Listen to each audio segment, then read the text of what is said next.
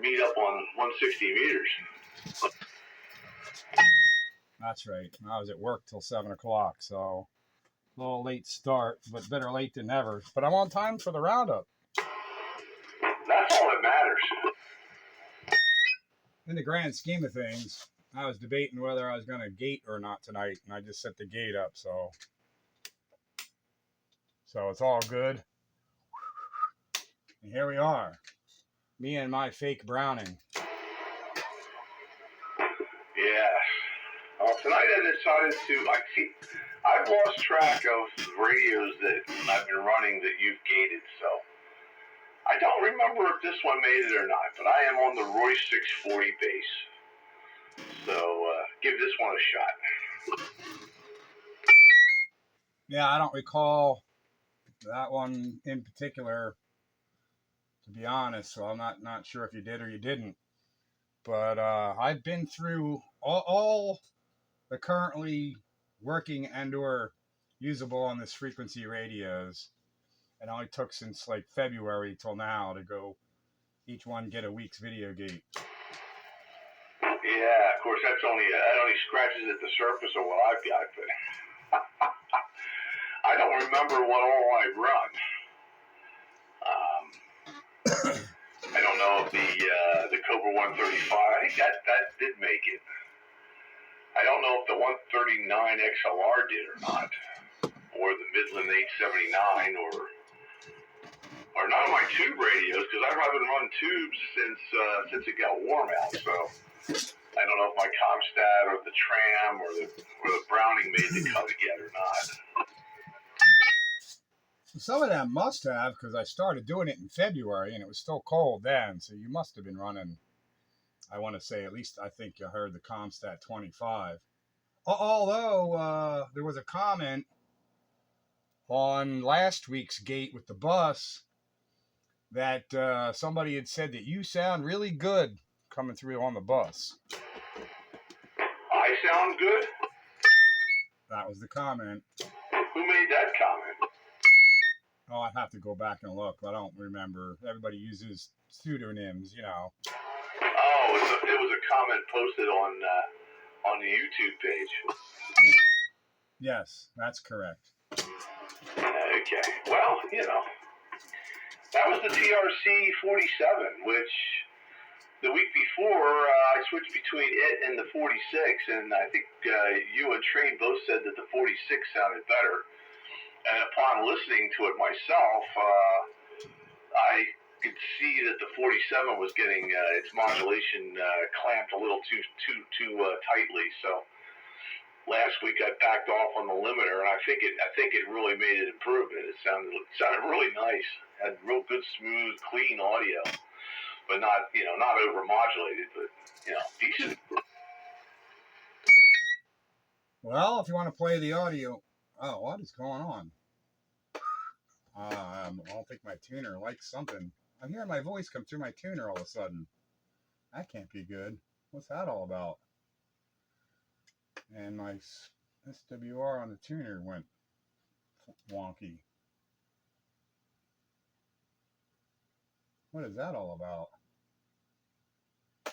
I don't know. But why do I hear my voice coming out of the tuner? That's kind of ridiculous. Now I completely lost my train of thought.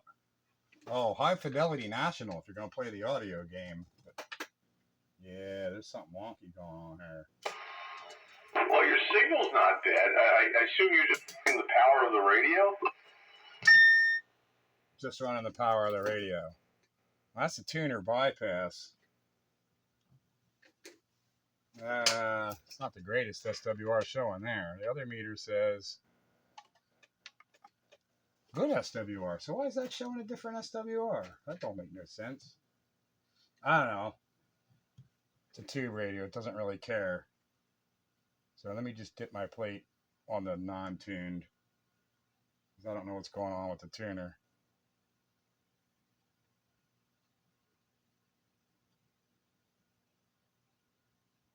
That should be good.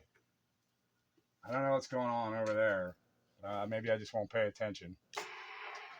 Yeah, you're doing well signal-wise from what I can tell. You're S8, and not pushing any more power than, not as strong as you would normally be power-wise, but your signal's good. Which in of itself is kind of strange, because it's the same carrier power I normally run. It's just not the same peak power. Yeah, well, the S-meter only cares about carrier power.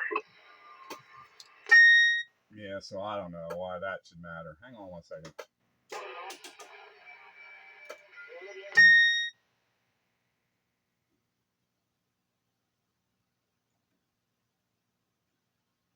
Now it's behaving, so I don't know. There's something strange going on in the tuner department over there. I guess it really doesn't matter. The SWR is not horrible. It's just, you get used to seeing it low. And it is low on my meter I normally use. I don't know. It doesn't matter. I'm not gonna dwell on that unless it starts making noise at me again. Yeah, you don't want to. You don't want to waste too much time chasing shadows. If it's nothing, but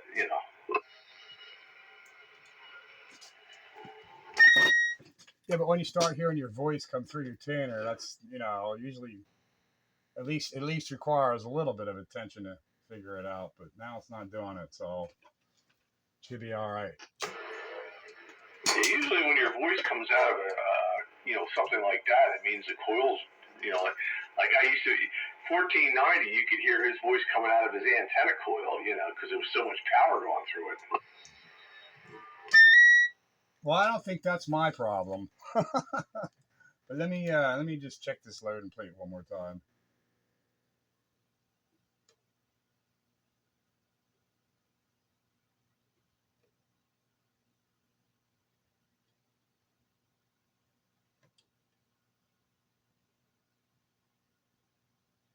Yeah. That's showing 80, 90, 100, 10, 125 watts of carrier. And that's usually what you run the amp at when you're running normal radios. Somewhere around there, 100 to 150. Not typically anymore. Well, that's why your signal is about the same as it normally is then, because you're running close to the same amount of power.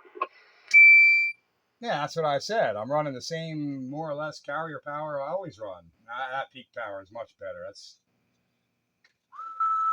hitting 300 watts peak. That's about what this thing does when I'm up on 10. What do you normally run peak on the amp setup and all? Well, it depends on the radio that I'm driving, but anywhere from, you'll see 400 to 600 watts, depending on the radio. Yeah, I mean, on a true peak reading meter, if it's truly peak, you're putting out 100 watts carrier, you should be 400 watts. Last Sunday night I went down that rabbit hole with Dave about all that, and really all he did was confuse me more.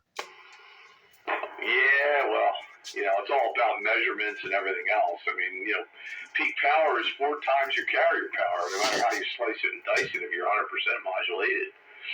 And, the only stick in the mud is the type of measurement equipment you're using. And most meters just don't do peak very well, especially an analog meter, because peaks are so instantaneous that unless you deliver a solid tone for a couple of seconds so the meter can settle in, then you may not, I shouldn't say average peak, because that's kind of like a contradiction in terms, but, peaks over a period of time, are going to, as you're talking voice, the peaks are showing probably a lot less than they really are, because the meter can't respond fast enough.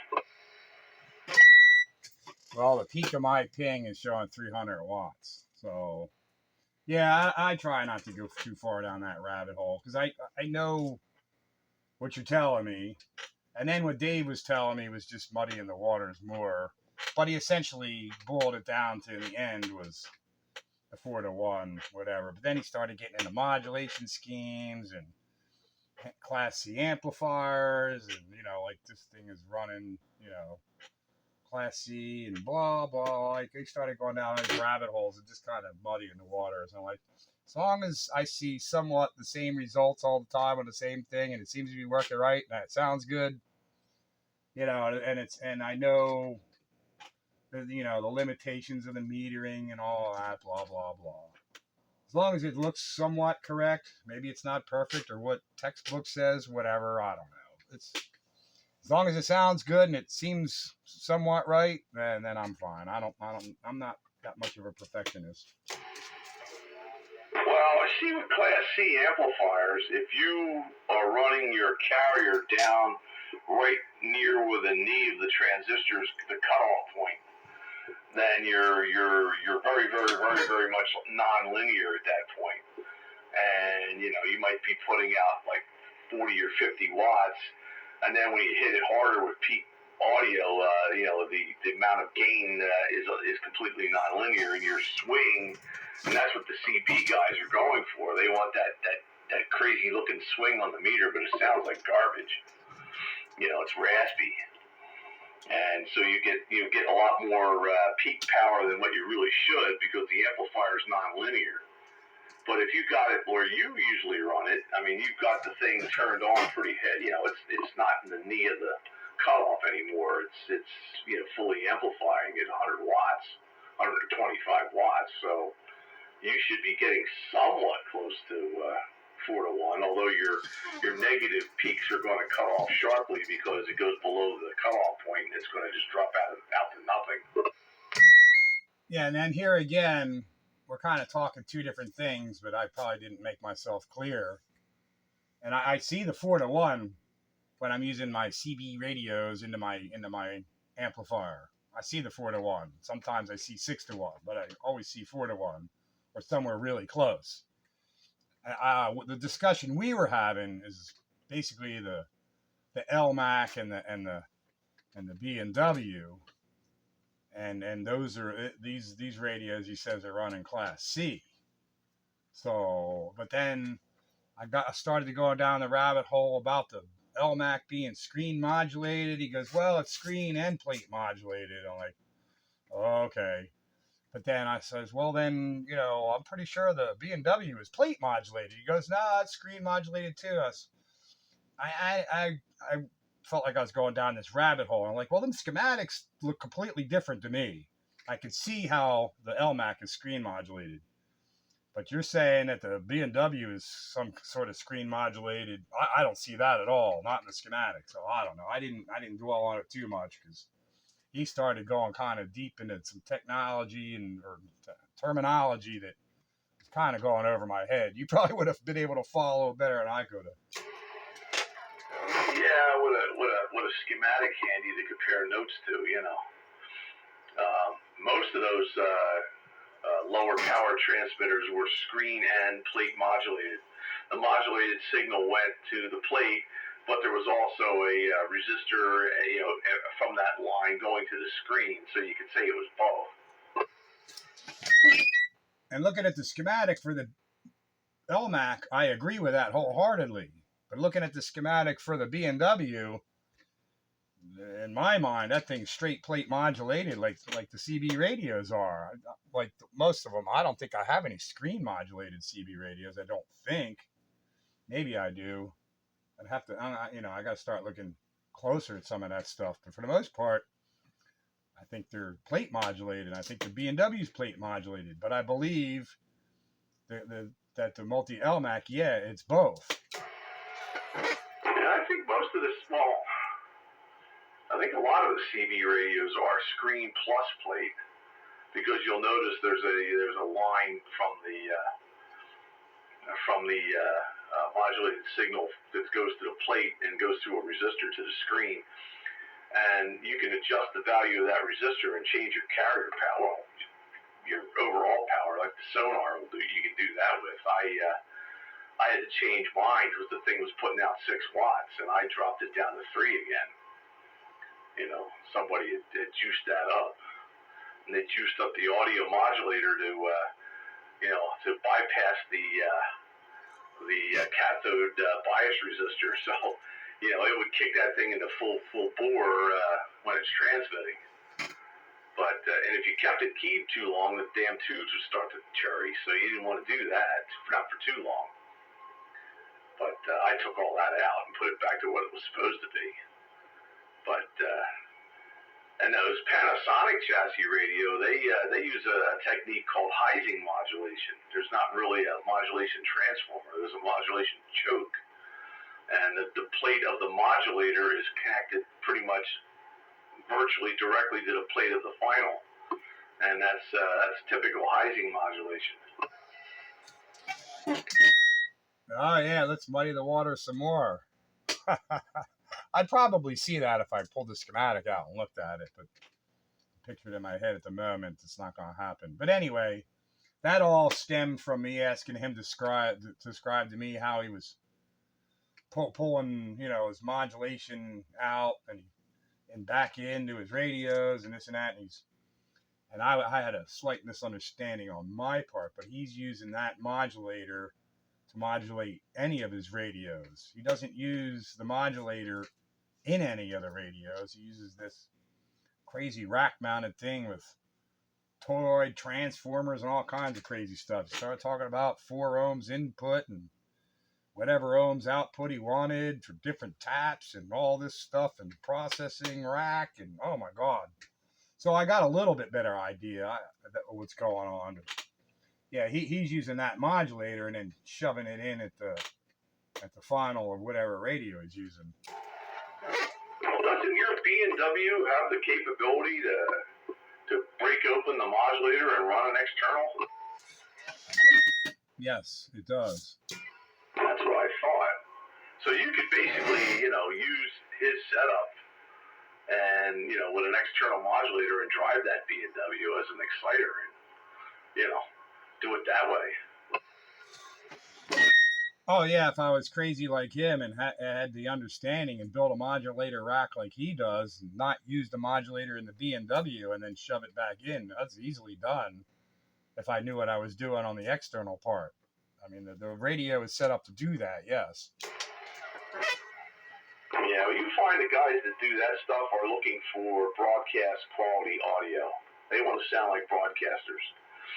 They're going to have the fancy microphone on the the shock proof stand, and they're going to have equalization and asymmetrical modulators, and with a bit of mild delay. I don't want to call it echo, but it's almost like a slapback that gives you a little bit of depth, and and all that processed audio goes into an external modulator that pumps up enough power to drive a 100-watt exciter, I guess, and then from that point on, I guess he just uses amplifiers to take it up to his carrier level.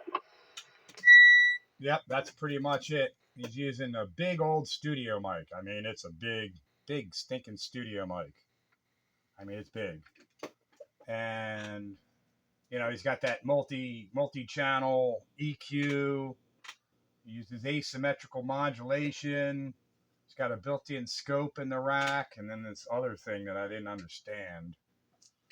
Some monitoring. I want to call it like a mini scope, maybe, and it had this a diagonal line from one corner to the other corner, diagonally across the screen, and he modulated. There was something going on there, and he explained it, and I totally didn't get it.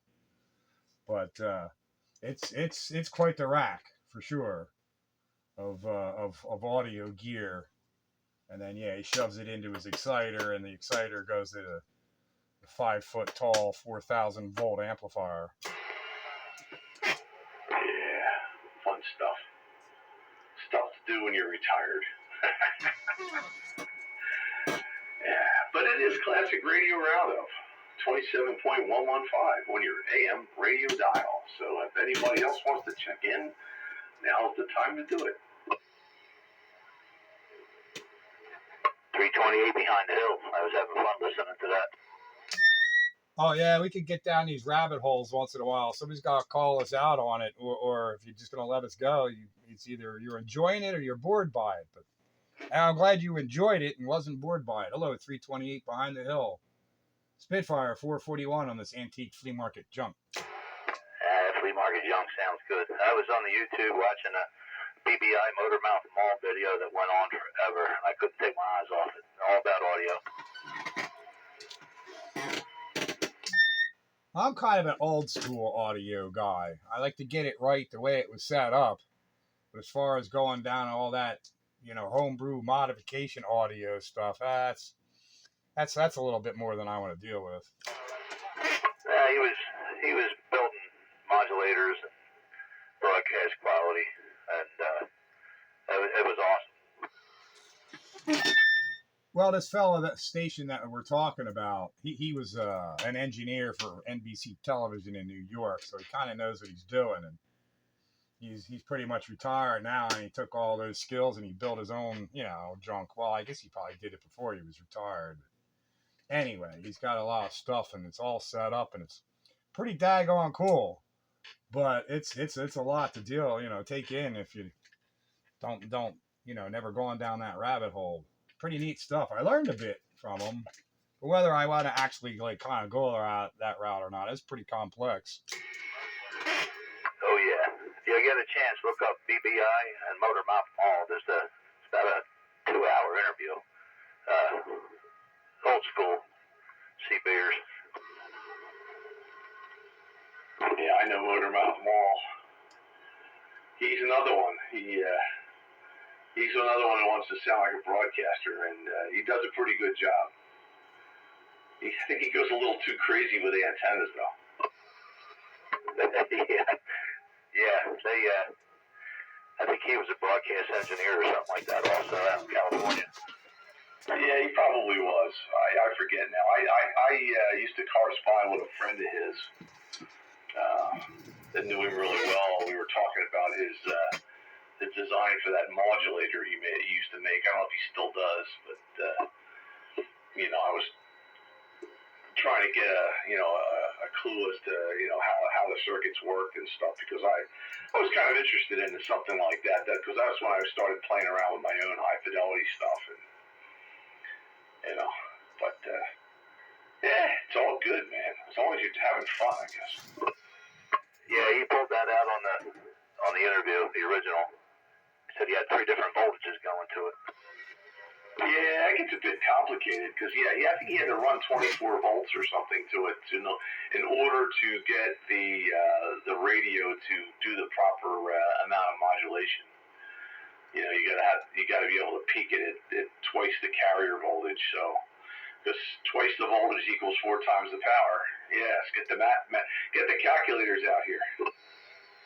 Yeah, supposedly he's coming up with a plug and play. Does the B&W sound good? Sounds good here through this little Royce speaker. Then my work here is done. Well, yeah, and I understand your point completely.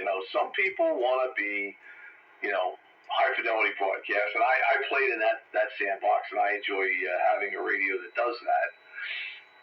But most of the appeal of these radios, these classic CV radios, is to make them sound like they did when they came out of the box on the first day in 1960 or 70, whatever,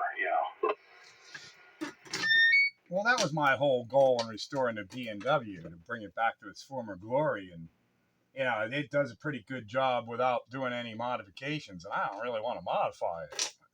As long as it sounds good, it's punchy, does its job, there's no point in me trying to reinvent the sandbox. Now, if I'm going to maybe play in that sandbox down the road somewhere, I'd have to come up with another scheme.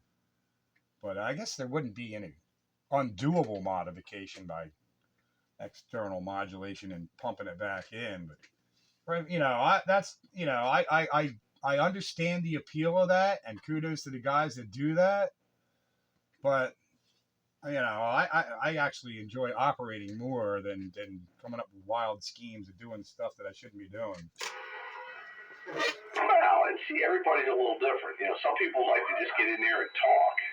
Others like to play, experiment, and it's about the technology and all this other stuff. But to each their own, my Browning ping is my only hat tip to doing something different.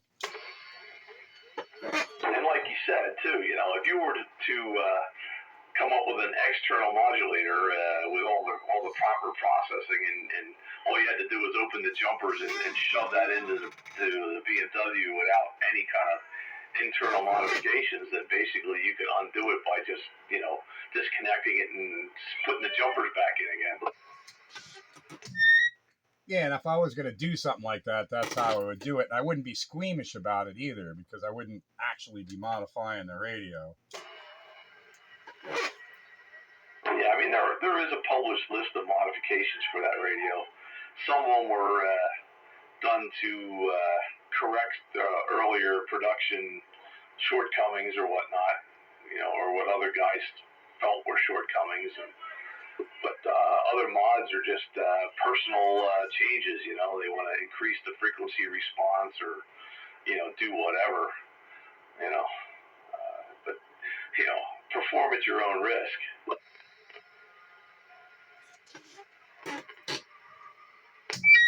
Well, I got a reasonably good sounding transmitter and a real nice high fidelity receiver, and it takes up a lot of real estate, so it's fun to use. So, I did my share of work getting this vintage station up and running, and now I want to just use it, and I'm drifting. There, drift repaired. Oh no, it's drifting. It's because I came on cold, but it's been on now for half an hour, so it should be pretty well settled. Does that national drift at all, or is that pretty rock stable? No noticeable drift, not even on sideband. That's amazing. That's good. So that's some good oscillator regulation going on there. Oh, well, it's got a ballast tube in there just to take care of that. That's just to keep the filaments at a constant voltage, and then it has a voltage regulator on the oscillator too. So they gave some forethought to that. That's exactly what that's what the Tram D201 needs. That's why the VFOs on those things tend to drift between transmit and receive, because you key up and the filament voltage drops a little bit and the tube moves. Yeah, well, they solved that here. They maintain the filament voltage and the oscillator high voltage. They maintain it all. It doesn't move. Yeah, they designed it right. They did their homework. Well, I told you that I read online an article about this radio, and when National was coming up for the idea of this radio, they solicited current amateurs at the time. What would you want in a radio? And everybody's ideas that were inputted, they incorporated into this radio at the time. That's actually not a bad idea, poll your end users and say, hey, what don't you like and what do you like and what would you like us to change? And, yeah. And I'm sure somebody in there mentioned frequency stability, of course. Yeah, and they addressed it, so Yahoo. The thing is sensitive. I have my RF gain rolled back from, wide open is basically 11 o'clock on the RF gain. I have it at 9 o'clock, and I have you at an S9. Nice. It's working. It's working, driver. It's like it's got its built-in own preamp. Oh, and behind the hill there, you're also giving me an S9. That's good to hear. I've been fighting power supply issues, so anybody that's got any laying around they want to get rid of, keep me in mind. How many amps do you need? About 200, using 110. Oh, I ain't got nothing that big. I got some 20 and 10s and 20s around here surplus, but I ain't got no 200. Yowza. Yeah, I'll probably only draw about 180, but you gotta have like a 200. I don't have the capability going to 220 volts, so it's a rare breed. I sort of solved that issue with two 70 amperes in parallel on different 110 circuits. That's about the next step. I found one $600. Timber Reaper makes one.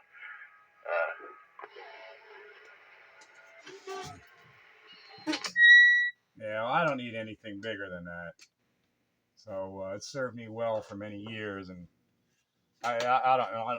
I need to like double that in size if I want to even go a half an S unit bigger in signal. To me, it's not worth the investment for half an S unit.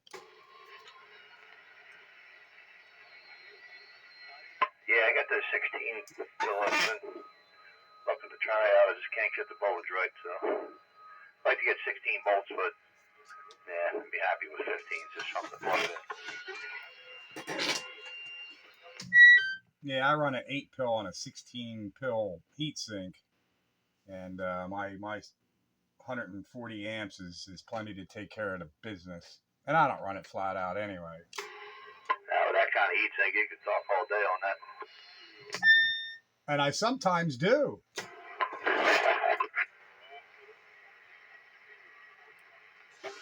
This is a little 4-pill.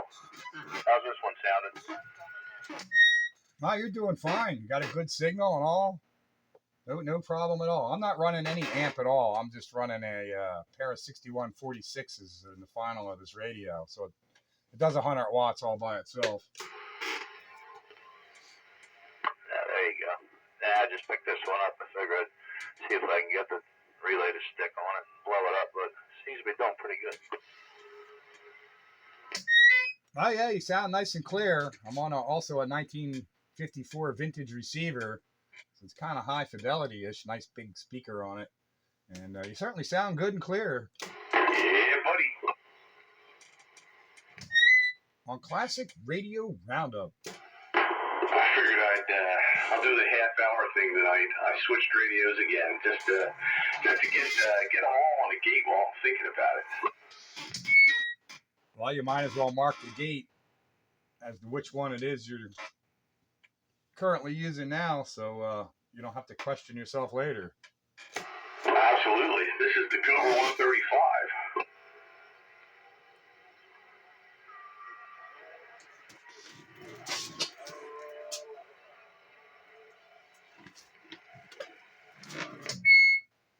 Yeah, I don't know. I got the camera set up so I got the camera set up so it takes in the whole picture here.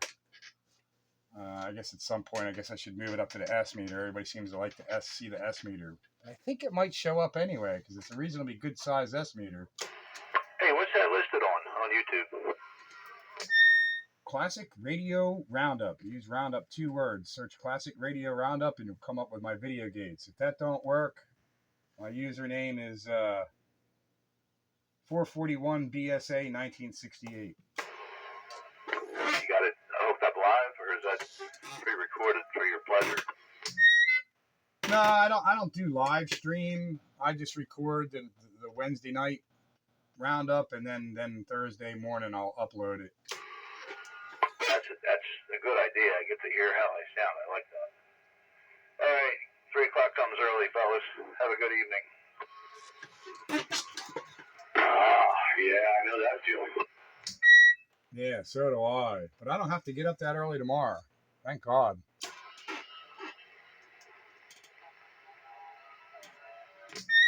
Where's Wayne?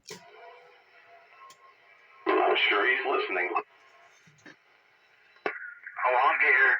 I'm just playing with my phone. All right, I kind of figured you were there. I just thought I'd give you a holler. Hey, how much audio do you think I can get away with? Hello, radio. Oh, wrong one. Hello. Is that too much? No, sounds okay to me. Sounds all right here. It's not too much yet? That means I can go more. Hello. Wow, it's not picking up background noise, but man, my that's 250 milliamps on my modulator. Yeah, you're pushing a little bit. Is it still clear? Yeah, pretty much. I think there might be the very slightest hint of a distortion on the very biggest peaks, but for the most part, it's clear. That's amazing that this thing can pump out that much audio. All right, I'll back it off some. There's where I normally have it, and that's splitting the difference of the highest, and that's right in the middle. You can go up a little higher than that. I can go higher than this? All right, I'll just go a little bit more. There you go. How's that? That's good. Leave it right there. Wow, I'm amazed I can get away with that. That's some serious audio. Yeah. The guys at 160 might tell you sound like a sea beer. Not on this radio, they won't. That's true. That's right. You can't run that on 160.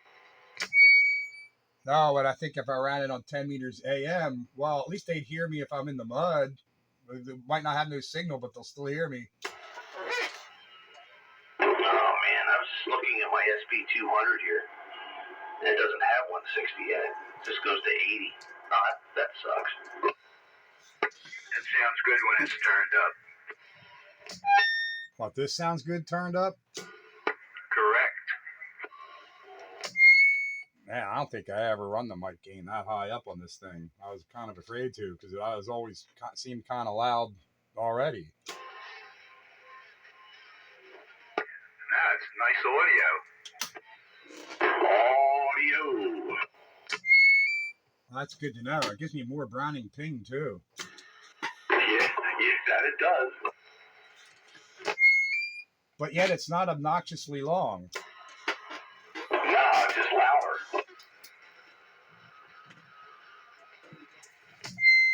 Still sounds like a Browning though, to those who don't know any different. Yeah, somebody would probably be fooled by that.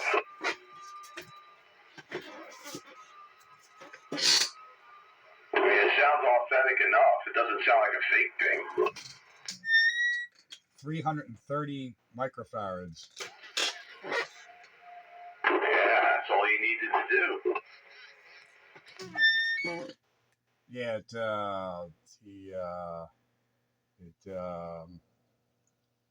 shuts down the B plus on the national. Yep, so the cap holds it open for just a bit longer.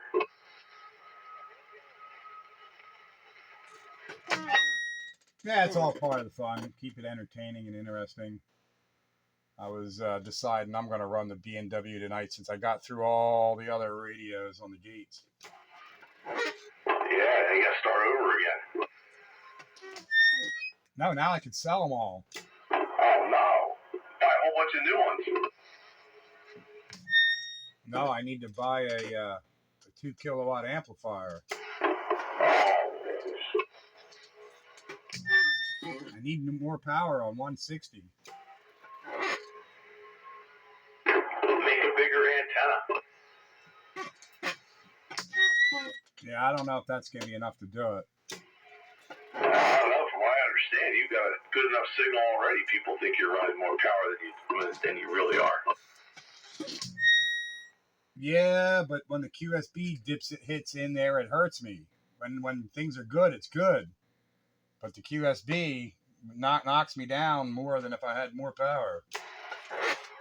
Yeah, well, see, that's the problem with noise, you know. When somebody giving you an S5, when it's totally dead quiet, they sound just as good as if they were S9, but you throw some noise in there, but S4 or something noise level, and all of a sudden that S5, this audio gets sucked up into the noise, and they sound like they're way out in the distance. Well, it's not so much just the noise, it's the signal fades. You know, every once in a while, 160 takes those deep fades where it'll take, Dave from his 40 over to maybe 20 over. But it'll take my S9 and put it down into the noise. Yeah, you get 20 dB of fade, yeah. Yeah, 20 dB of fade doesn't really much matter on him. 20 dB difference in signal really matters on me. So if I can add 10 more dB, it won't hurt me as bad. No. Geez, I don't know. I don't know if I ever want to get on that band. 25 watts. It's not going to do much. Well, it will when the band is behaving and favorable and in good shape. But if it's less than, you know, a good night, it could be, you know, hear you now, not hear you, but hang on a minute, with that QSB rise back up, and now I hear you again.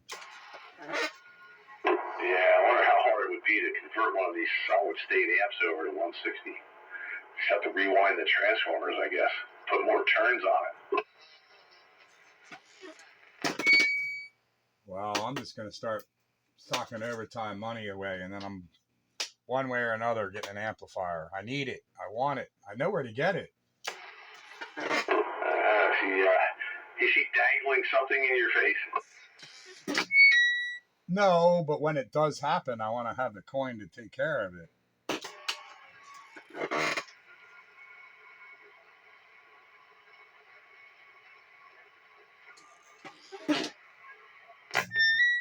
Probably wouldn't be as bad as if the BMW did 160, but I'm sure I'd be, let's see, that thing puts out like 140, 150 watts on 80, so it'd probably do the same on 160, and that's, well, it's 3 dB more than the LMAC, so I guess it's not that big of a difference. I need 10 dB.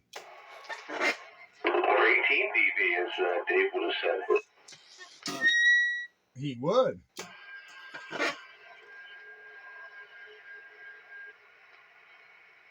I have to issue a slight correction to the math that we did last week when we were talking about 50 dB down from 5 kilowatts, and I said a half a watt. I was actually mistaken. That's only 40 dB down. So you're basically at 50 milliwatts at 50 dB down.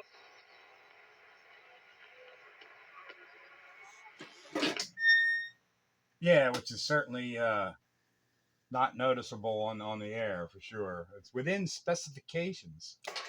Yeah, I mean, if you're putting out 5 kilowatt signal and your second harmonic is putting out 50 milliwatts, I'd say that's pretty darn good.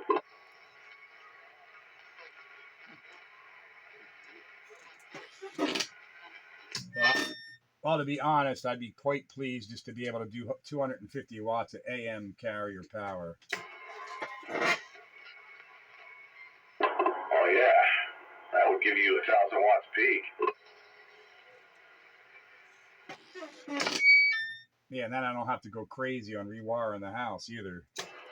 Yeah, see, that's the thing that a lot of people don't think about. You know, they go, I want this big amplifier. And I was like, well, if you want to put out watts, you need to put in watts, and you know, volts times amps, and you need a good power source.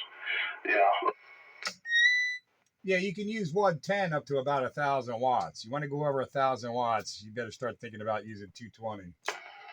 Oh yeah, you better be using 220. You know, nice 30 or 40 amp circuit at 220 volts would do it. And I actually have that right on the other side of the drywall. I'll just tap into the dryer outlet. Yeah, you could do that. It just won't run the amp when the wife wants to dry clothes. Yeah, you can't do both. No, that's all right. The dryer don't get used that often. Just tell the wife to hang the clothes on top of the amplifier. They'll dry. Well, there's always that.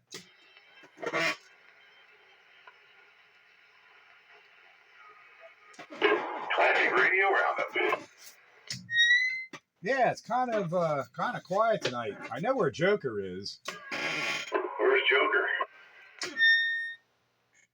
He had some kind of Legion meeting or something tonight he couldn't get out of, but I did see him yesterday. You saw him? I did. I got an eyeball on him, and I got to show off the shack. Oh, when did this happen? Oh.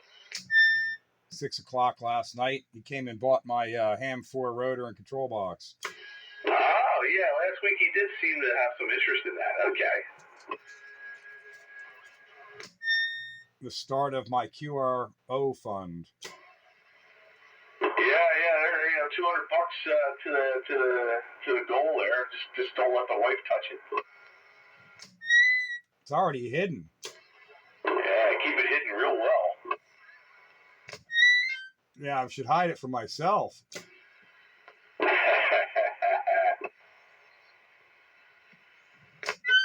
Well, I already tapped into that. I bought myself a bottle of Whistle Pig. See, you're never going to get to the goal then if you do that. Yes, I will. It'll just take longer. A lot longer.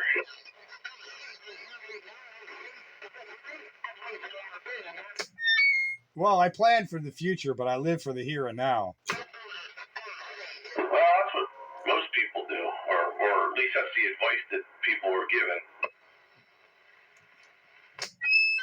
I think I strike a reasonable balance.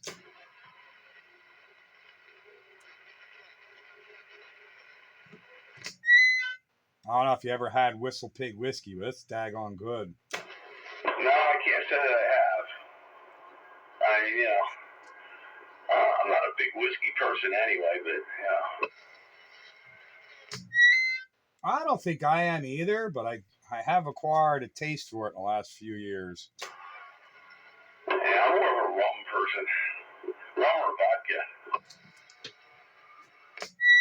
I only drink rum and cokes in the summertime. That's pretty much the only time I drink rum. Just drinking it over ice or anything. Don't have the same appeal as whiskey over ice.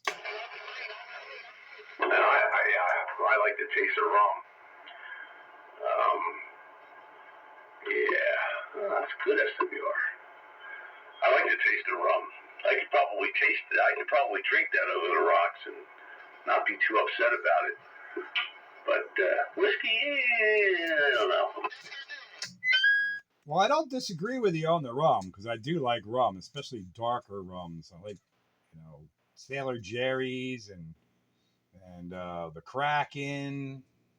There's a few other ones. Some of the other not so much Myers or not that I wouldn't drink it, or what's the other one? Captain Morgan's. Like that's okay, with a Coke, but not over the rocks. But some of that dark rum is pretty good over the rocks. But whiskey, I don't know. I think I'd rather do whiskey over the rocks and rum with my Coke. Now, see, Myers Dark is that's my go-to rum. I like that better than just about anything else. Although I can't really say that I've tried them all. I like it better than Captain Morgan. I like it better than Bacardi Dark. Bacardi Dark tastes really, I don't know, it's got a weird taste to it. But, the dark rums are definitely smoother. I like my bourbon. I drink it straight up, no ice. Oh, there you go. Yeah, there's a real whiskey drinker. Well, if you like bourbon, you would like this Whistle Pig piggyback rye I'm drinking right now. I never heard of it, but okay, cool. Well, if I still have any left by next Monday, maybe I'll come over and give you a taste. It's pretty daggone good. Sweet.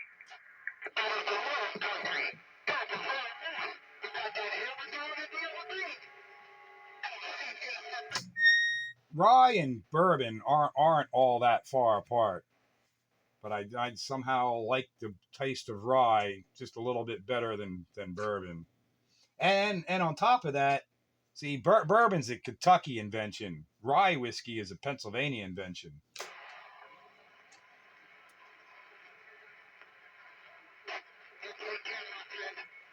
In case you didn't know. That's good to know. Yeah, somewhere around the 1700s, some Quaker farmers needed a winter crop. They needed to grow something in the wintertime. So they could still make some money instead of just in the summertime. And rye grows in the wintertime. So rye is a winter crop. They harvest it in the spring, and then they could plant something else in the spring for the summer crop. But then they'd have their rye whiskey all summer for the next winter.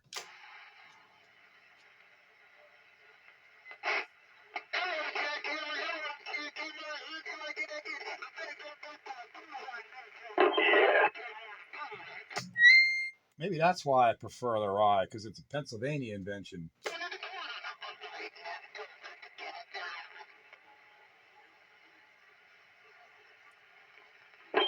Pennsylvania. Yeah, a classic radio roundup right here in southeastern Pennsylvania. Any more classic radio roundup check-ins, or is the skipland noise making it too messy?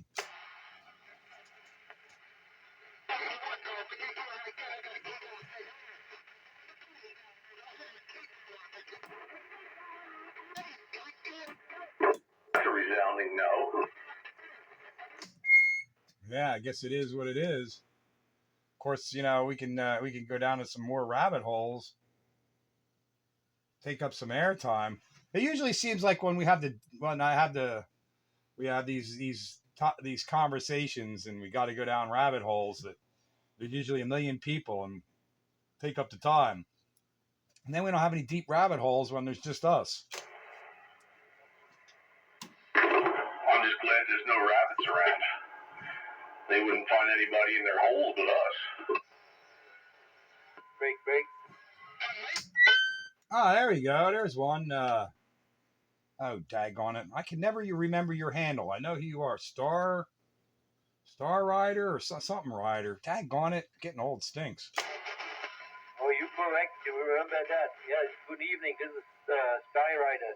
I listened in for the last half an hour, but I'm also working here studying for the general. So you guys are always interesting to listen to the tech talk. So I usually don't want to interrupt the good conversation. So I just wave a hand and say good evening. And as you probably know and can see, I finally got my stick up on the roof. You're pounding in over here.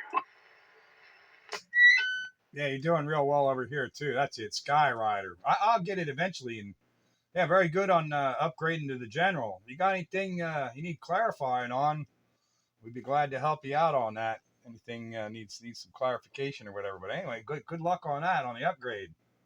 Then you could join me on 10 meters AM working DX. Yeah, that's the idea. I'm already putting the X's in the catalog for Christmas. Yeah, gotta have goals. I hear Skyrider just fine. Hi, Skyrider, from Renegade. Hi, Renegade. Good evening. Oh, yeah, I got a good copy on you down in S5. Oh, thank you. That's much better than in the past. You giving me a good 7 and 8 here.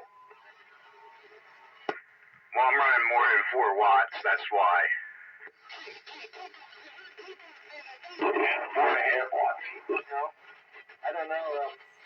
When I believe the specs on my radio, it's a little bit more too, but not that much. This radio really performs on sideband.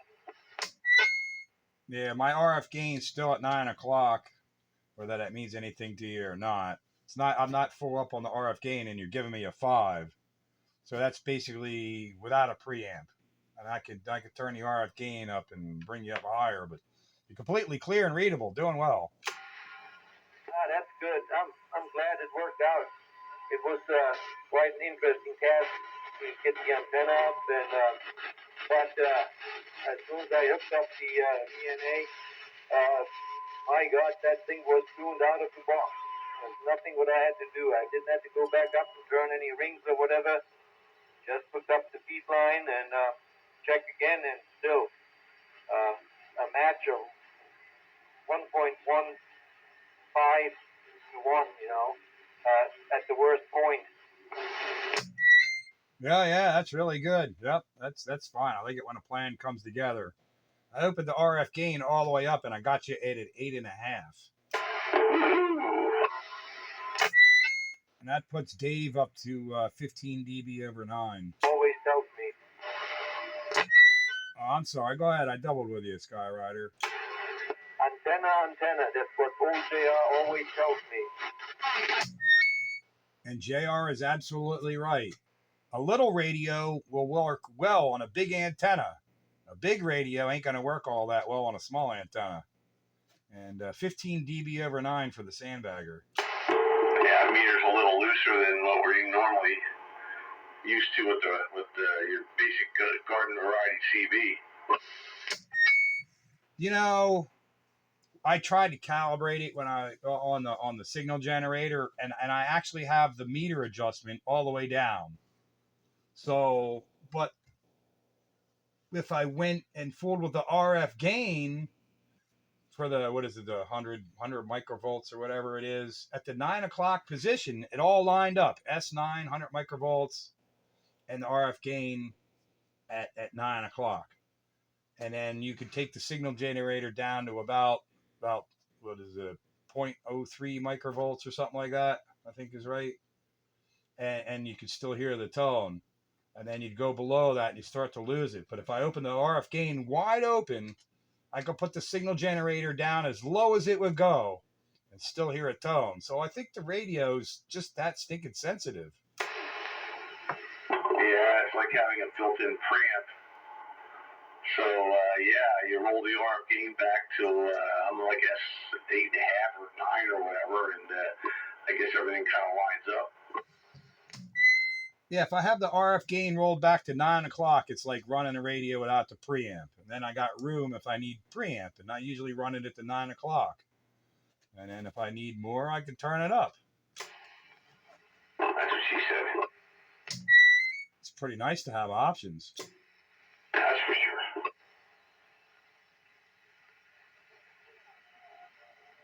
It's getting almost to 9 o'clock. It's almost time for another radio swap. Oh, man. Yeah, I'm going to get my exercise tonight swapping radios. I'm not going to be swapping radios. I'm running this one for the duration. Although I may move the camera closer for the S meter. I haven't decided. If I do that, it kind of gets in my way. Yeah, you don't want to be tripping over the camera. I just want to. That National is a nice receiver, and it's gonna be honest about fidelity, and I just want to hear what some of these things sound like. Yeah, it's a cool setup, man. It really is. I mean, if I had my heart set on getting a vintage setup, and I did, but I didn't really know what I wanted. This is what I wanted, and I got it. But it was no plan. It just happened.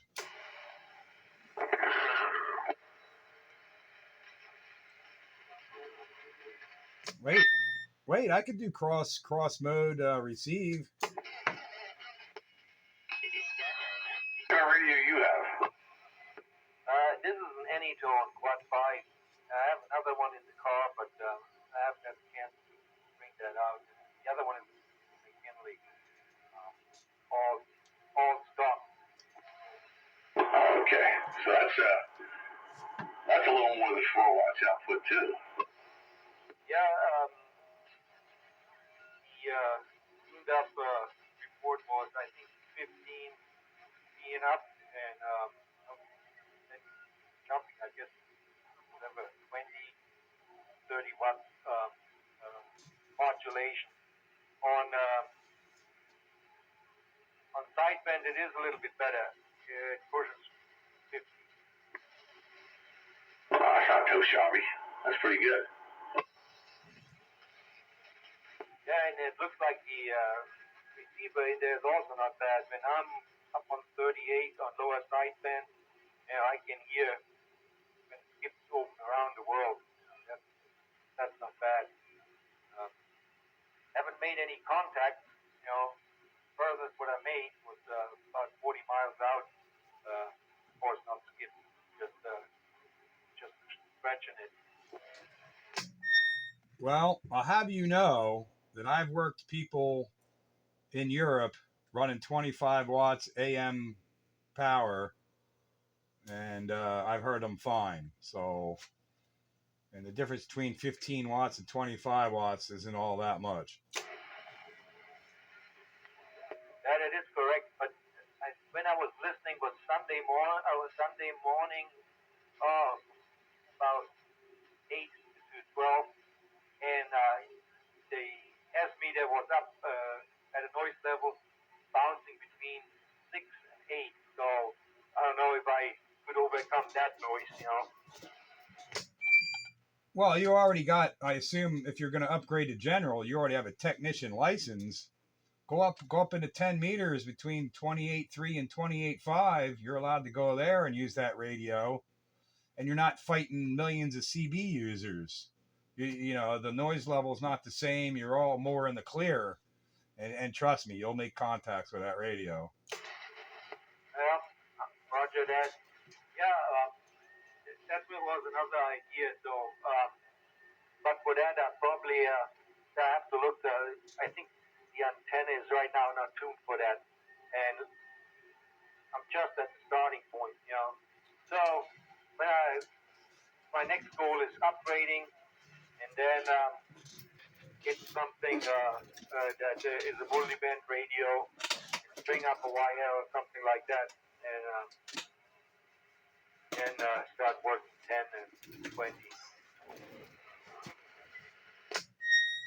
Yeah, you should try around 28.400 or between 3 and 400 and see what your SWR is. If it's less than 2 to 1, send it, man. Key up, work DX while the cycle is hot, because you got this year and then next year, and then things are going to start falling off. Yeah, probably might do that. I just it doesn't take me more than 5 minutes to hook up and check, you know. Just have to unscrew the antenna, put the DNA on it, and see where the band falls. You know, maybe I got a spare 100-watt antenna tuner here. I should just loan it to you, and then you can just tune it in, and you won't hurt the radio, and you can go anywhere between 300 and 500, and just put it through the antenna tuner, and don't worry about it. Send it. Work the DX while it's there. That's right. Yeah, that's another idea. Get an antenna tuner. Yeah, I'll let you know. I'm gonna check it out where it falls, and then maybe we can hook up, and I can try the antenna tuner if I have to. Well, you know where JR lives, I assume, correct? Yeah. All right. Well, I can't do it until probably Sunday or Monday, but so that'll be the earliest I could get it up there, and it'd be quicker if I did it that way. If I just got it up to JR, and then you can get off of JR, but I got an antenna tuner you can use. Yeah, that would be a thing to try. I appreciate that. Well, we were all helped out by people that came before us. Now I'm just paying it forward. That's all. That's how it's done. I appreciate that. Yeah, so I'll go put that thing right here on my desk so I know why it's sitting there. And like I almost never use it, but it's always good to have a spare tuner around. But anyway, for the time being, I'll run it up to JR, and then tell him that it's for you, and you know he's on the air enough. He'll let you know when he's got it. Yeah, he probably is gonna tune in tonight. Oh, probably right about now.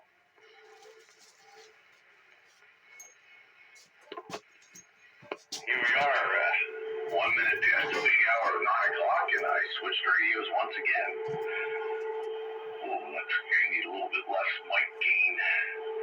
Cobra 139 XLR with the famous 858 chassis. Yeah, you need to roll that that mic gain back some. And if you're running the same carrier power, I have to assume that radio is driving your amp better, because you came up an S unit. Yeah, this one has a little bit of swing to it too. Let me crack the gain down a little bit. Yeah. There is a little bit more carrier power. Yeah, this one's on the plus side of 100. Yeah, it came up on me too, Dave. Yeah, basically, well, most of that was, I guess, the noise bringing it up. So once you rolled the mic gain back, you're just over a 9, so maybe 3/4 of an S unit. But the S meter on this thing is Very easy to see small changes. Yeah, it's a nice big S meter. Yeah, this has got some. Yeah, I put a very similar version to that power mod that I did to the Navajo that you got off of me, and the carrier doesn't start out as low, but it still swings up. Oh, that was a cool mod, man. Man, I should have never got rid of that radio, but 2020 hindsight and all that, because that thing was a one of a kind. It was so much fun to play with. What was it? The low carrier 110 mod into a 2-pill, and that thing became loud. Well, that's it. It's all audio then. it screamed, and whatever you were driving it into was probably non-linear as well, and it would just amplify all that. Yeah, but the CBers loved it because it was loud and it was clear. It wasn't no distortion whatsoever. It just all of a sudden, bam, here I am. Yeah. They put out like 2.5 watts or something, and then it would scream up to like 8 or 9, something like that. Yeah, there was like basically 3 settings. There was like a low, medium, and high, and the same thing with the modulation was a low, medium, and high. And you hit the right combination of that into a 2-pill, and it wasn't a lot of power, but it was a crap load of audio. I actually had 3 different switches for that stuff. The one switch was power, and it was like 1.5 watts, 5 watts, and like 8 watts or something like that. The other switch was the limiters, and no limiter at all, or just a microphone compressor, or all of them, every one of them. And then there was the swing boost. That was a on-off switch. And if you put that on low power, instead of 1.5 watts, it would jump the power up. I don't quite know why it did, but it did. It put it up to about 2.5 watts. But it would swing. And if you just ran it with the microphone limiter on, but not the other limiter, boy, that's when it sounded the best. Yeah, I don't remember it so much in detail anymore, but I know there was a right combination. I guess there was 3 power audio type switches. The rest were frequency switches. But yeah, there were 3 switches that dealt with that, and you had to hit that right combination. Boy, that thing became screaming. But the other fun thing about that is that was one of the first radios I started using on 10 meters when I upgraded, and I was able to get on 10. I was using that thing. Yeah, it's funny because that spent a lot of time on 10 meters because my father-in-law used that radio when he had his novice license, and he went up on 10 meters with it, and I readjusted the VCO and all so it would run on 10 and not, wouldn't go down below 1 very far at all. I don't think it did at all. I retuned it for, to put out its most power and every receiver, everything on 10 meters, and when he had it, and he made a lot of contacts with that thing. The clarifier in that went up and down 5 kilohertz. I expanded the range on that because that thing was tuning in odd frequency steps, and people on 10 meters are all over the place. So he was able to tune them in and worked really well. If I remember right, it was like, I may have it backwards, but it was something like 6 or 7K down and like 4 to 5 up. I know in one direction it went a little bit further than the other direction. So I don't remember if it was I'd get on the 5s and dial one way or the other to get to the 0s. I don't remember if it was up or down, but I know it went further one way than the other way. But anyway, oh yeah, I had a lot of fun on that thing between 28.3 and 28.5 when I first was able to get on 10 meters. Yeah, you're right. The clarifier went up 4 kilohertz and down 5. It must have been a little bit more than 5. Whether it was 6 or not, I don't know. But it had to be more than 5 because you could get right on somebody on the zeros and had a little bit room to, go either way, a couple hundred hertz or whatever. Yeah, it might have been 5.5 kilohertz or something like that. But yeah, it wouldn't quite go up 5. It only went up 4. Yeah, I know it was one way. Yeah, I guess it was down. I would go if I wanted to get to the zeros or in betweens. I always went down, and then if I had to go up, I'd just go up a channel and then come down. Yeah, and it usually worked well enough. My father-in-law had a lot of fun with that radio. They put out like 20, 22 watts or something, which is great on sideband.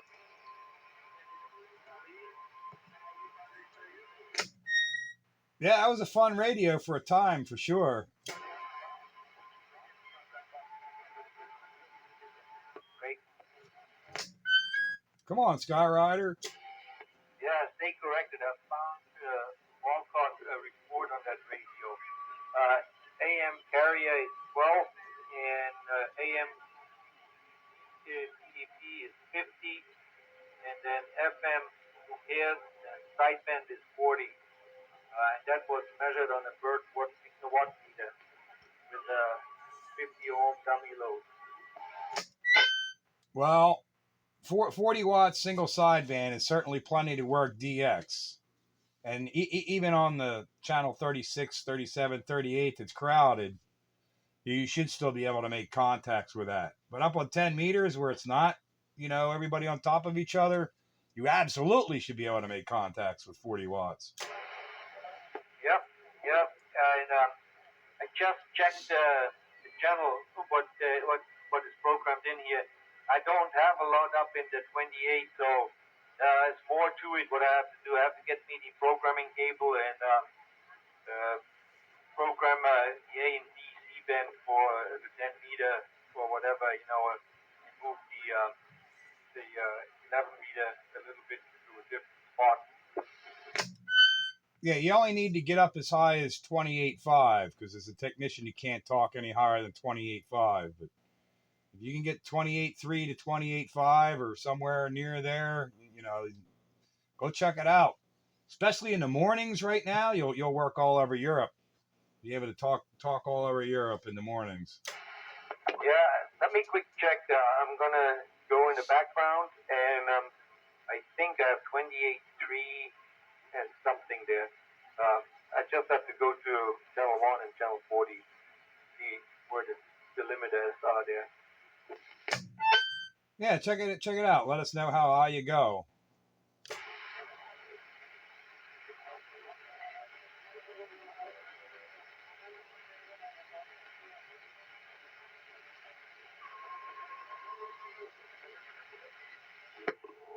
Yeah, I know every day, probably starting around noonish or stretching a little after that, I've been hearing Europeans on FM here on this channel. I thought they were Germans, but it said they sound more like Swedish now or somewhere in that area. But and they're every day.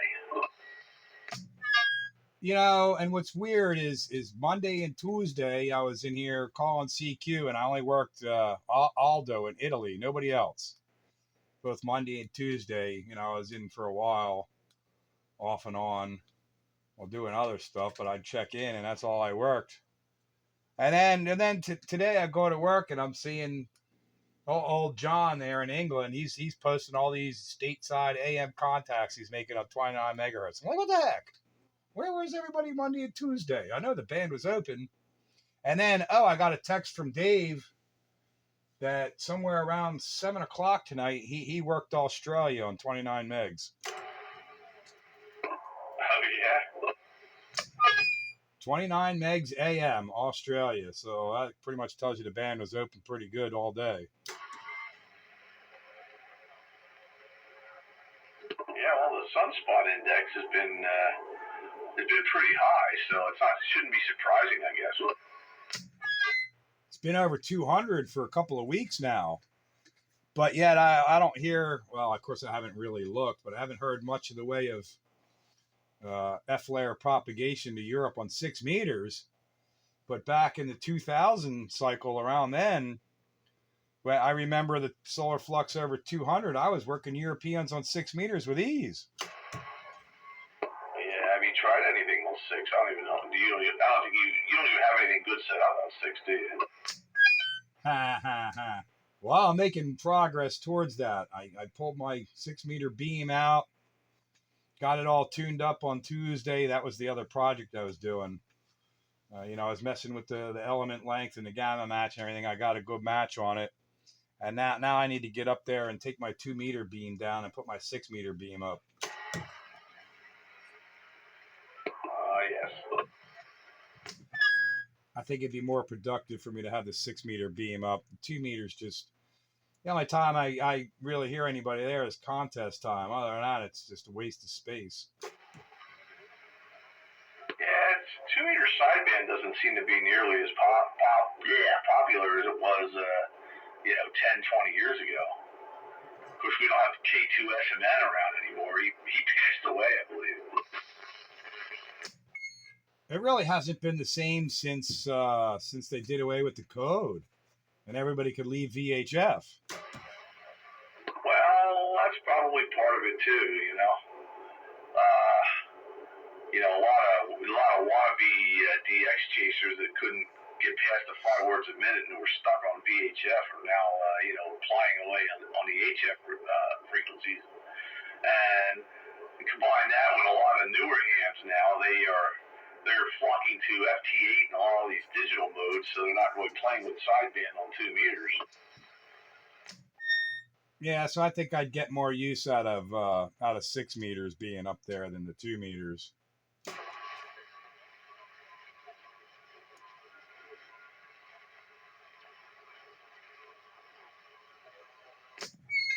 I could probably put the 6 meter beam up and leave the 2 meter beam, but then my mass starts getting a little bit too crowded, and I don't want to affect the performance of my tri-band HF Yagi, so I want to keep them fairly well separated as far as I can, and I can't do that with the 2 meter beam there. I'm like, just take it down.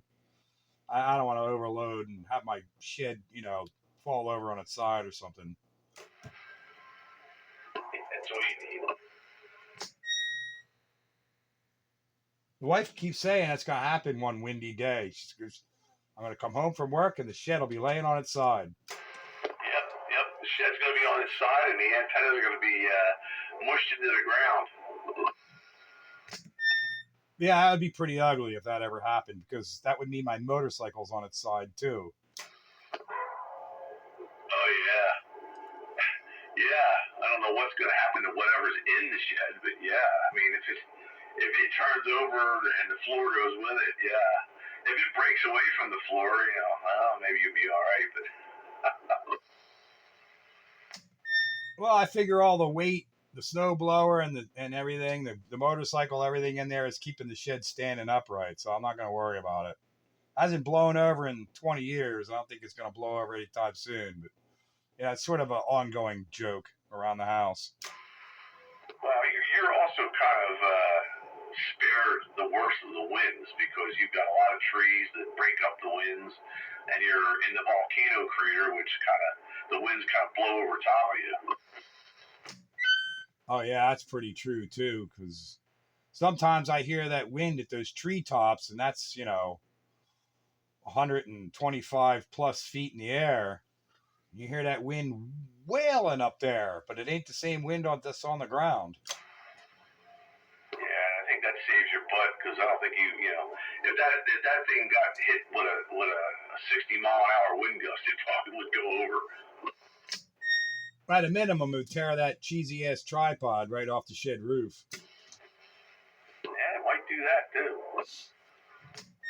But as far as the shed blowing over, that's more of a joke than a reality. That's just, it's going to be some pretty damn serious wind to blow that over. Yeah. Well, thankfully, we don't get hurricane force winds around here. No, and if we do, there's a whole lot of other stuff going down first, like 150-foot tall trees. Yeah, maybe if a tornado were to go through, but Usually tornadoes don't like hilly areas, and they break up real quick. In that case, they like a nice flat area that they can scorch along for a half a mile or more. One of the saving graces of living in a volcano crater. That's right. As long as the volcano stays dormant. Yeah, speaking of dormancy, I need to go do a 10-100 before there's no dormancy in that department. But I'll be back. Countywide Radio on the Classic Radio Roundup, running this heavy metal Snowman Memorial Antique Radio Transmitter. Yeah, where's Mr. Night Train at? He should be bopping his way in here just about now, I would think. He's probably listening. Train's not a guy that likes to sandbag too much, and when the roundup's going, he wants to get in there and show that radio off he's running, whichever one it might be. Got that. Yeah, I looked at my radio setup. There's not much of 10 meter in there. It's 28.3 and 28.305. So I have to get the program cable and reprogram back some 10 meter frequencies in here. So at least to get started with going on 10 meter and see what the world is out there. Yeah, maybe that'll motivate you to pass the test quicker, huh? Well, that's the whole deal here. That's the reason why I think I'm going to sign up for the October 4 test. By then I should have enough reads done and practice test pass and so on. Like I said, get a multi-band radio, something like a ICOM 7300 and a wire antenna, multi-band wire antenna. I know that's not the perfect scenario, but I think that it will get me started. Yeah, most about everybody I've talked to about it raves about the ICOM 7300. It's evidently a good radio. Not one that's probably going to sit on my bench anytime soon because I don't have a lot of money to be spending on radio equipment. Not new anyway. All my stuff is old. Probably 20 to 30 years old. But you know what? It works. It does just as well as anything new. So it will serve my purpose. Yeah, I don't mind used stuff either. The thing is, if you can get it local, somebody you can grab some. I'm always a little bit leery buying something on eBay, especially if you lay down a grand or more, Yeah, I wouldn't buy. I'd be very skeptical about buying anything on eBay because there's just so many scammers out there that just want to try to take advantage of people. It's. I would much rather go to like a eHam or one of the ham radio related sites that sell stuff, and the guy's got a call sign, and usually you get a better chance there of something relatively honest. Of course, the best thing is to do it in person, from a local. You can kick the tires and verify that it works. Go to a ham fest or something. A lot of guys will bring along a battery or something, and you can fire the rig up and see that it works. That kind of thing. I know when I was selling some radio equipment, I brought a UPS along so I can plug stuff in and verify that it lights up and works, and that helps to make a sale, if people can see that it actually works, and they're like, oh, okay. Yep, yeah, that's right. If you can see that it works, then it takes much more at ease. Like you said, if you buy local, buy something, you hook it up, and it's not performing. And You know how it is. You get asked where did you get that from, you know? Yeah, I mean, once in a while, some of these ham dealers will have specials. They may take stuff and trade, and they may offer it for a good price. You just check the places out. Ham Radio Outlet might have some specials going on, or discounts, or things like that. So keep an eye on that. Yeah, I'm talking to Brian on 2 meter when the Christmas sale comes around. They're planning a trip down there. Where's that, in Delaware? Yeah, Ham Radio Outlet's down in Delaware. And that's another bonus too. You don't pay tax down here. That's interesting.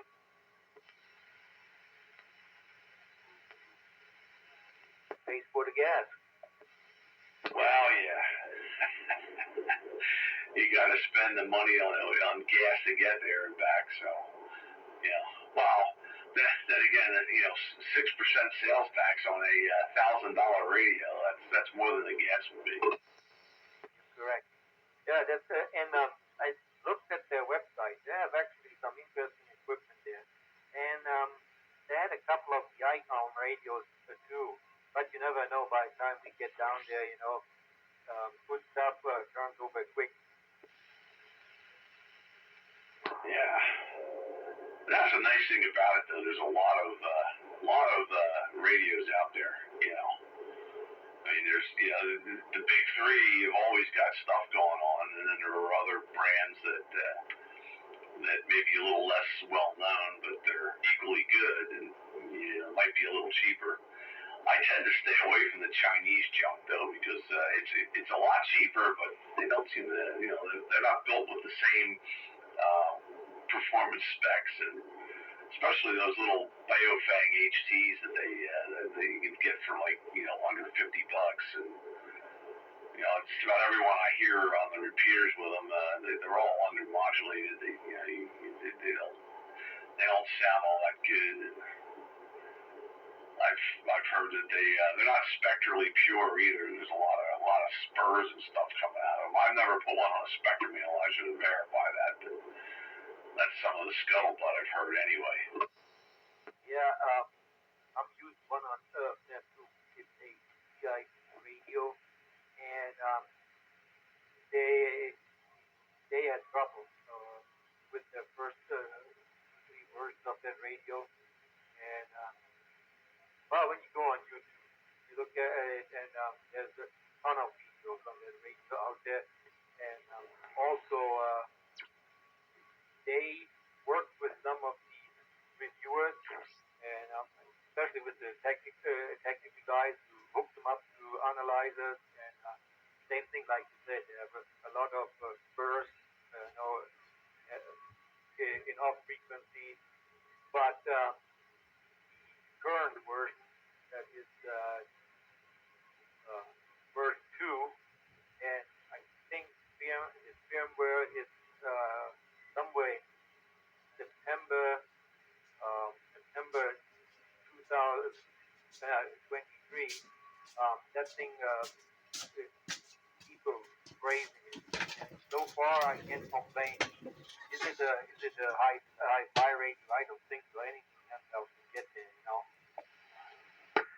I got this radio from Ham Radio Outlet in Newcastle, but it was brand new when I bought it. That was many years ago. Yeah, and Ham Radio Outlet, they always have used radios, and they post them on their website what they've got in stock for trade-ins at the time. You usually get a pretty good price. And any radio, any of the big three that you get that's made in the last 20 years is going to be a good radio. One I can recommend, that if you could come across it, is a Yaesu 450 Delta. I had one, and they're going for around, you can get it for around $400, $400 to $500, and it's a really good radio. It's got pretty much the features and the performance of a much more expensive radio for the price point of the thing. It's pretty daggone good. New, they were like $750, but you can get them for between $4 and $5 right now. that again? 450 Delta, Yaesu 450 Delta. You get a lot of radio for the money, and it's got a nice big display on it too. I really like the display. I really like the way the controls and the features work. There's got some menu items, but the menu items are like set it and forget it. All the main stuff you use all the time are knobs and buttons right on the front of the radio. It's a really good radio. Got DSP, nice big display.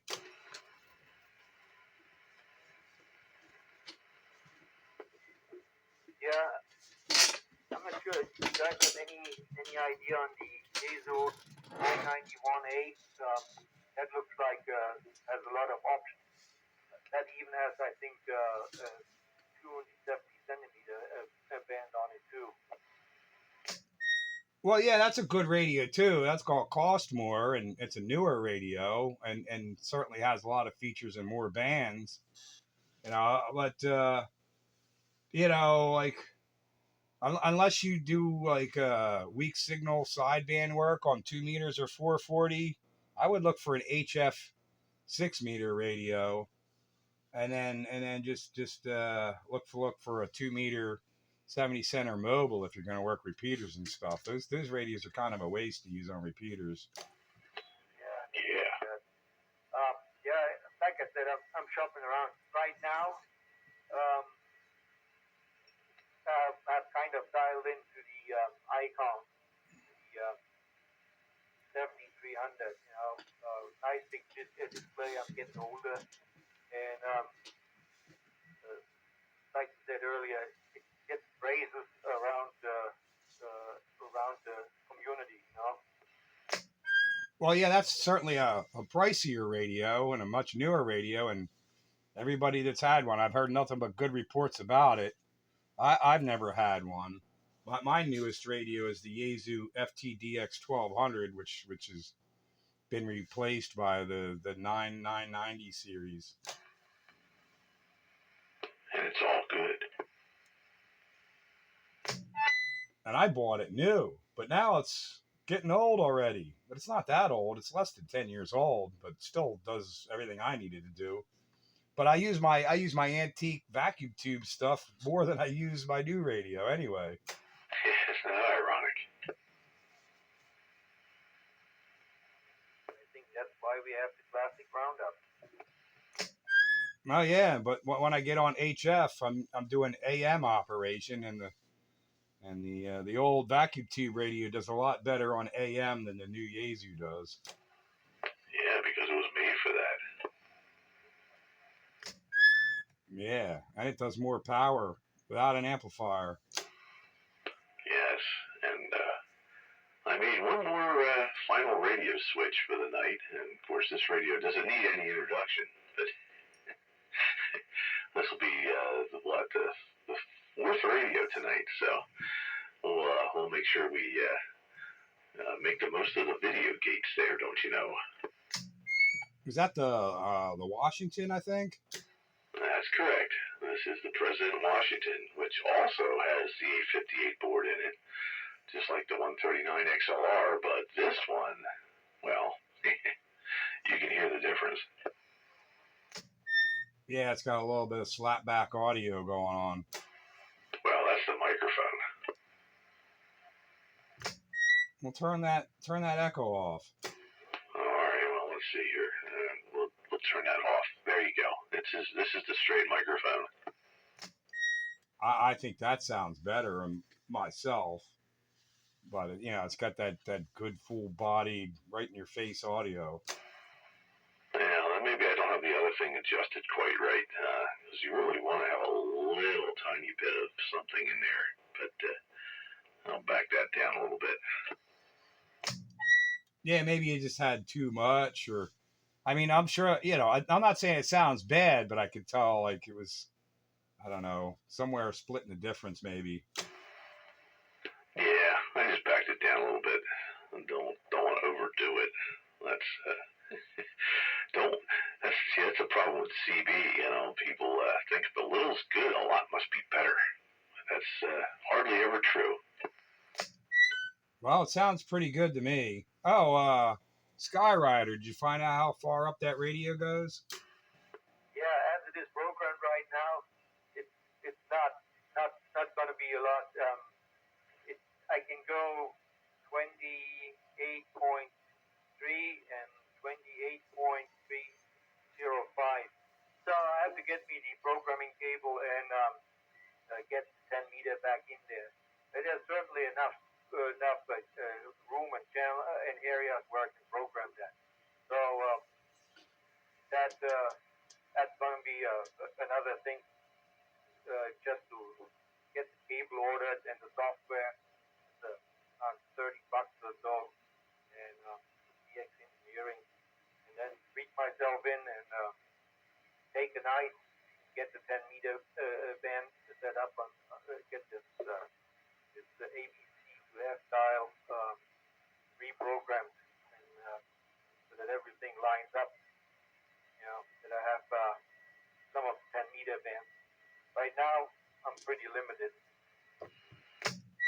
Yeah, if you got the radio that could do it, if it can cover, the CB band and up to 28.5, that's what you want. And then you can use your privileges up there between 28.3 and 28.5, and that's where all the DX is for the most part. Anyway, when the band is open, and right now until probably March of next year, 5 days out of 7, pretty much, you're going to be able to work, Europe in the mornings up until about noon, and South America and stateside, and if things are still good, you can work out into the Pacific. Yep.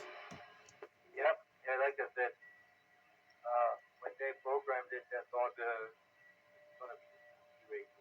There's a lot of stuff below the 27, goes all the way down to 25. But I'm not sure why they programmed that. That has no use here in the US at all.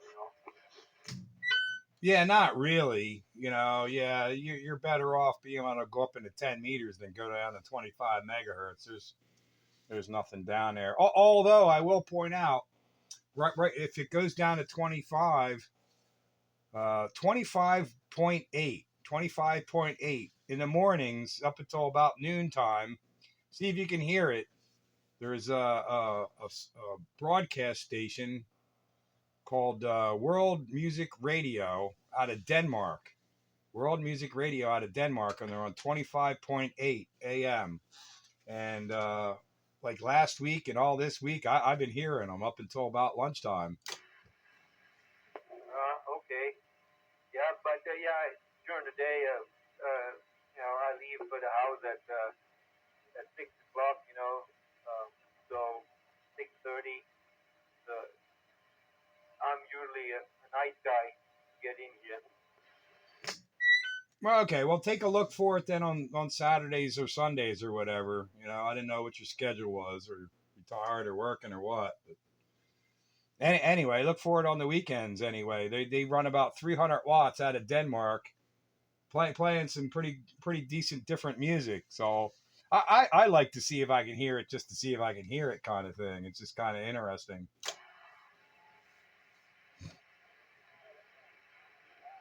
All right, let's see if I can dial it in on my Grundig here. Well, you won't hear them now, but you'll hear them in the daylight hours. Till I actually heard them on Tuesday.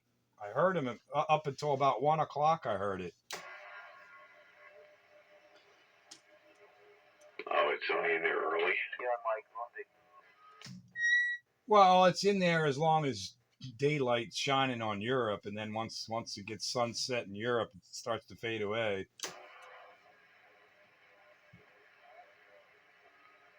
Yeah, right now it's nothing but noise. But I have it dialed in, so on Saturday or Sunday, I'm just gonna switch it on in the morning and see what I can hear.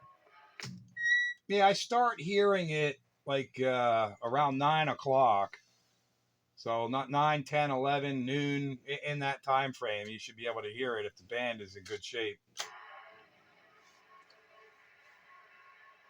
Yep. That's another thing just to check out. That's the way I got really back into it, and the idea to get a ham license. I have that old Grundig here, and just going through the bands, listening to people all over the place here in the U.S. and of course, when the skip was right, stuff coming in from all over the world too. I wonder, does that Grundig, are you able to tune in 1885, 1.885 megahertz? Does it go down that low? Yeah, this goes all the way down to the 160 band. Yeah, I'd be wondering, I'd be curious. Sunday nights, usually about 6:30 or so, I get on the 160 band and talk to a friend of mine.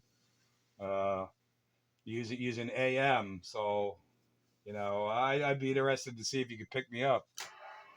What was it?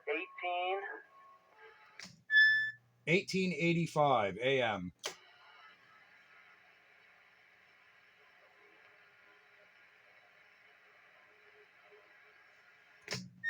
So Sunday nights before we do the sideband soiree is when I'm on 160 meters AM using an antique radio. You said Sunday night?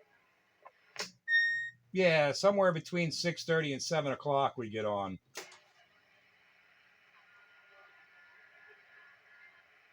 Well, I check it out, and if that doesn't work, I also can hook up the roof antenna to it. Yeah, the bigger antenna you can hook up, the better off you'll be for down that low in frequency. But yeah, look for me on Sunday night. I'd be interested to see, on later on sideband on this channel on Sunday nights. I'd be interested to know if you could hear me or not. So that means you're going to be on the upper side then. No, I'll be on AM from about 6:30 to 8 o'clock, and then 8 o'clock I come here on lower side. All right, yeah, okay. I'll see if I can catch you before, and then I can report back on lower side then. Yeah, you can let me know Sunday night if you heard me or not. Sunday night on 160 AM. But all through the fall and winter months, we get in there, and mostly Sunday nights, sometimes Wednesday nights. And then I know there's guys that get in there when I'm not there, but that's when I get on Wednesday and Sunday nights. Seems to be a common thing around here, Wednesday and Sundays. Pick you up. Yeah, well, those are my radio free nights, Wednesdays and Sunday nights. I got the radio free pass from the supervisor. Yeah, that's how it works for me too. Yeah, I'm okay pretty much all week around. I get my chores done. If I get my chores done on time, then I got to go move up here to the Radio Shack. I don't have any restrictions anymore. Yeah, we know you don't have any supervision over there, Wayne, and it shows. Oh, I think we doubled. I don't know who we heard. I heard you, Pete. I'm just saying, Wayne is the poster boy for freedom right now. He can do anything he wants, and he has nobody to answer to. Well, like everything in life, it's a compromise. You got to give a little to get a little. Well, yeah, that's it. The ultimate freedom means the ultimate loneliness too.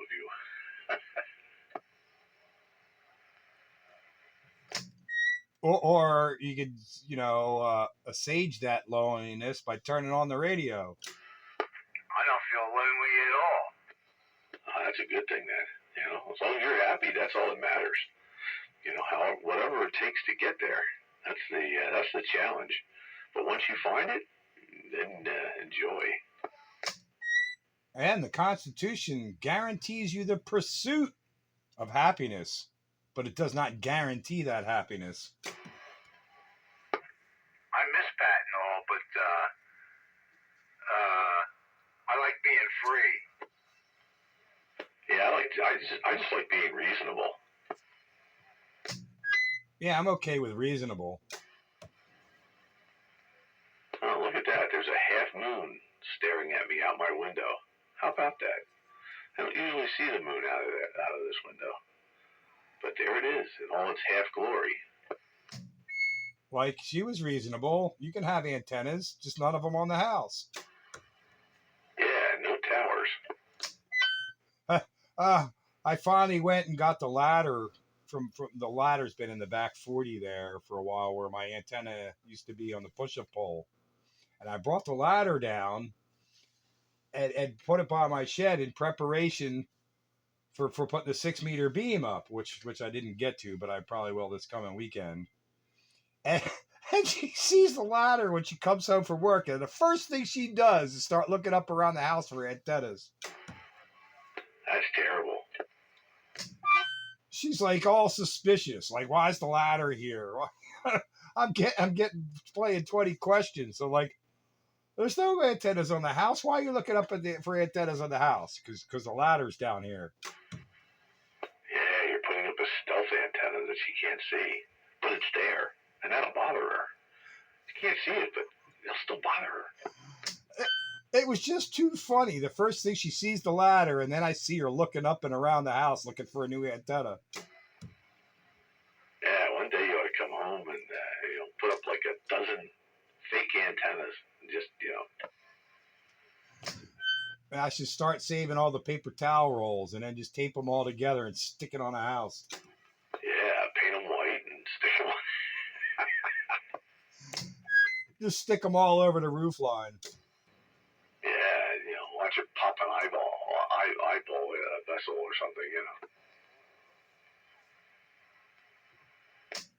So anyway, as long as I get to have antennas, that's fine.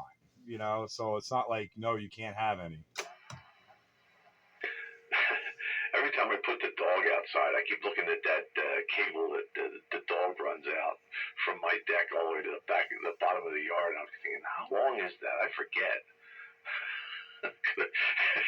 Forget damn radio and a tuner out. I'm going to load up the dog's run and see what it does. I'll bet if you put a 49-to-1 balun on that thing, you'd probably at least get on 80 meters with it. 49-to-1? They actually make something that big? I've seen 8-to-1s and 1-to-1s and 4-to-1s. I've never seen 49? Well, I don't know. It must be, those end feds must be really high impedance, because that seems to be what everybody's using. I don't know what the big fascination is anymore. All the new guys don't seem to be putting up dipoles. They're all putting up these end fed half waves, and they're all feeding them with 49-to-1 balun. So like, I don't know what the deal is, but that seems to be the trend. Yeah, I don't understand that either, because an end-fed half wave is basically what like an Antron 99 is, and all kinds of problems you have with RF currents running down the shield and everything like that. And ooh, but I guess with the right balun, you could maybe eliminate that. So I don't know, maybe that's what you need to do. They must be high impedance. It's got to be, but I still don't see the attraction of the end-fed half wave over just a straight dipole or a doublet. To me, the doublet is the end all, the beat all. If you want a multi-band. Well, and you are absolutely correct. And fetting a half wave is very high impedance. The impedance will then come, in the middle, it comes down to low, and that's why a dipole works without any kind of, matching network. But at the ends, they're high impedance. So, yeah. The only thing I can offer up might be that, similar to my situation where you don't want to put a full-length dipole up, but you can get away with a half wave, and you don't want feed line going halfway down your yard and trying to, hanging, 90 degrees off the dipole and dangling there and, unsightly and all that. And, this way you can, string the end fed right out of your point of location at your shack, and there's no unsightly feed line dangling from the middle of it. Well, that's kind of my thought process. Is it must be these guys. I can string a wire out from my window and out to some convenient tree or whatever out in the yard, and then I don't have to run feed line all the way out to the middle. I just feed it right there at the end and bring it into the shack and call it good. But when I had that situation when I was in Bridgeport, and I wanted to do something like that, I guess I'd never thought of an end-fed half wave. What I went with was a ZEP antenna, and the ZEP antenna was basically a 4-to-1 Ballon. I actually went out of the 4-to-1 Ballon and the tuner, so the two the balanced feeder line on the tuner. I went with ladder line right out the window, and then one side of the ladder line just goes to an insulator to whatever you're hooking on to the window, and then the other side of the ladder line went to the antenna, the wire all the way out the yard, and they called that a ZEP. So I don't know if that was also, I guess that's also an end-fed antenna, but that's the way that I went there. What was all right, you said one side of the ladder line went to the antenna. Where did the other side go? It just stopped right at the insulator. Oh, so you had ladder line that went, one half of it went nowhere. Yes, it basically went nowhere. I hear you, 123. Hang on 1 second. Oh, he sounds different. Did he change radios? I don't know. What's going on there, 123? I don't know. Maybe it's got something to do with my echo. Let me check. Yeah, echo and a Roger beep. You can get rid of both of them. Yeah. We don't want it. We don't want any stinking echoes. No. I don't even have that much echo. Actually, your echo didn't sound all that bad. Like, you have none now. Just split the difference. Give it a little. It sounded pretty decent. Yeah, there you go. There's hardly anything in there. That's just a little bit of reverb. Yeah, that's not too bad. That's all right. What you need is slapback, where it only echoes once. That gives you a little bit of depth, and you don't sound obnoxious like this. Yeah, like this. Yeah, you don't want to have that in there. It's just yeah, 10-4, good buddy. Yeah, that's what I'm going for. So what's happening, Classic Radio Roundup? The usual classic radio roundup. Just kicking it around and talking about whatever comes down the pike.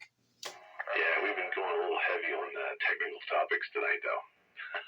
Maybe a little more than we should. Well, 328 or whatever, 348 behind the hill, he liked it. Skyrider, he seemed to like it, so it's not all bad that we go down the rabbit hole technical sometimes. Yeah, usually everybody gets in on that. Yeah, but see, that's the thing, we heard feedback from two people, but the usual cast of characters that tend to Classic Radio Roundup are conspicuously absent. There is a lot of absentees tonight for some reason or another. Yeah, we scared everybody away, I think. No Night Train, no JR, no Alley Cat. Well, you said you know where Joker went, so, I didn't hear Bite Buster either, so who knows? You said Skyrider was out there? Yeah, he's out here somewhere, but yeah, there's a whole list of characters that seem to be absent. And I only got one written excuse. The rest of them are tardy. Yeah, they're AWOL. Yeah, AWOL, unexcused absences without any prior written notice. Yeah, that's a court-martial offense. Either I'm hearing some bleed over or somebody's on side end. Well, there's still some skip land floating around there. I don't hear the bleeder at the moment. I did earlier, but there's certainly some skip land still floating around. You guys keep keying on each other. Oh, man. Oh, no.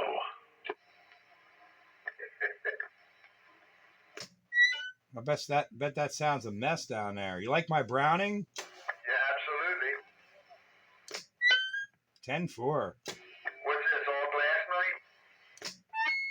That's mine is glass. I don't know about anybody else. Well, I figured if you were running glass, and maybe other people were too. What is the theme? We didn't pull a theme for tonight. Just run what you brung, and I decided to run this. Yeah, I'm on the stock mic night. Yeah, well, this is radio number 4. So yeah, they're all plastic. No glass tonight. That won't happen until it starts getting chilly outside.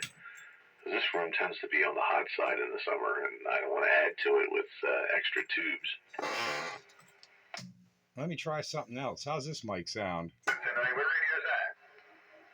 What was that, 128? I said you're extra smooth tonight. What radio is that? Well, this is my high fidelity President Washington. Oh, fancy. Oh, audio. Oh, this thing has no audio. 10,000 hertz.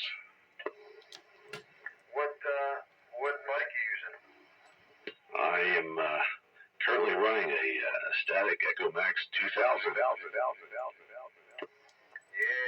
Okay. Yeah. Sounds good. Sounds up a Digimic. President Digimic. The only problem is I need an adapter to run it on my 4-pin. Well, get working on that adapter grainer there. What's that? I said you need to get working on that adapter there. Yeah, I thought I had one. Alley Cat had one. I tried that on there and it didn't work. And we found another one. I'm gonna check on that to see if that is it the same or is it?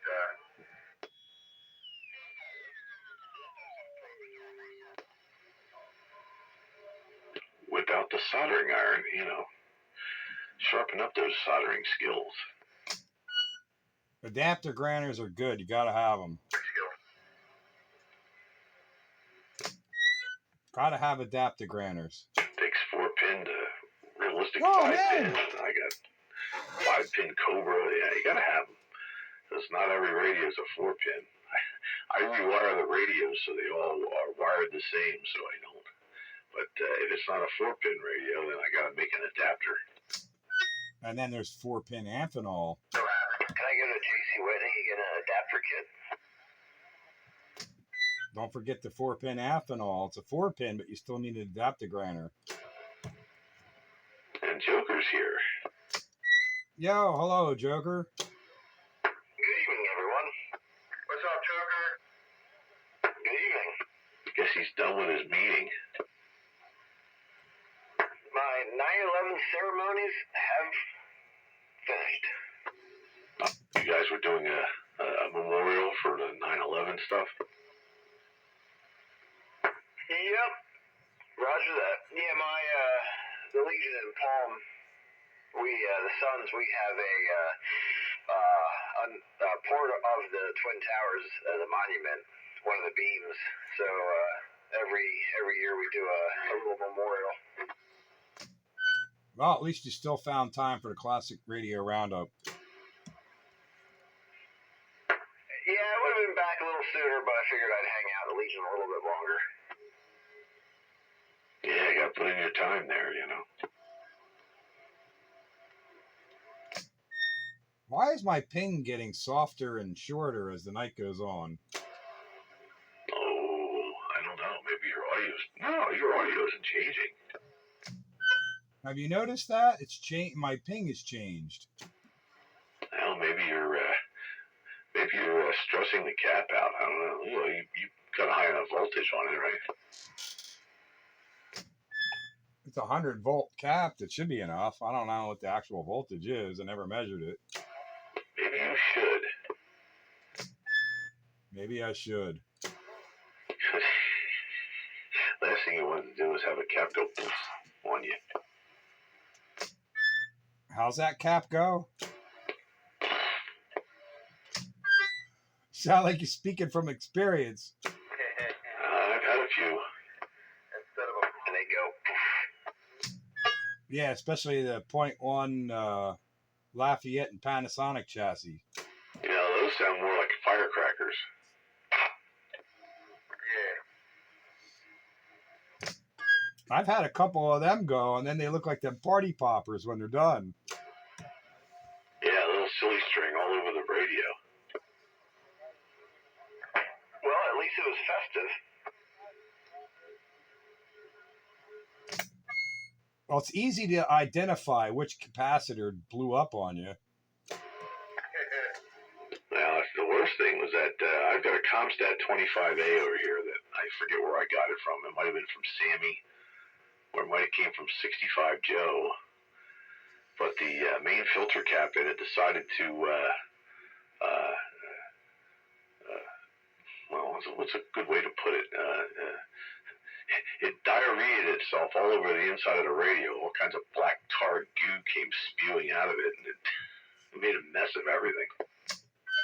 Oh, those multi-capacitor gang, whatever, can caps. Those things, yeah, they make a black gooey mess. That's exactly what happened. Big tarry goo came out of it. I haven't even opened that radio up in years. For all I know, it probably corroded the chassis and is probably holes in it now.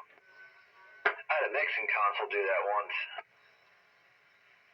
Yeah, that's not fun. You know, it didn't explode, but it just wet itself all over. It tarred the board. Hey, you know what I was just thinking? No Renegade either.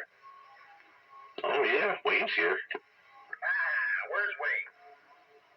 I'm right here, Paul. Right on, Renegade. Sounding good. Mark was here the other day, and we put my radials together and the radiator.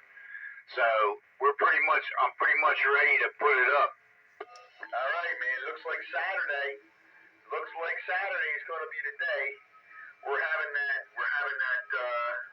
breakfast break or that break fast over there at Collegeville Diner. Roger. Okay. So after that, looks like Saturday's the day, maybe noontime. It still needs some assembly. I haven't put the radiators on yet. I haven't put the radiator on yet. But because that all needs to be done outside. But it's pretty much ready for assembly. And then you gotta tune it. I guess we're gonna get it together. I'm gonna bring some band iron, I guess, and some deck screws or something.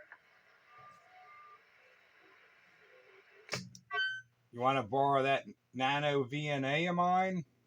You probably oughta, because it's gonna need tuning. Yeah, Goose got an MFJ analyzer.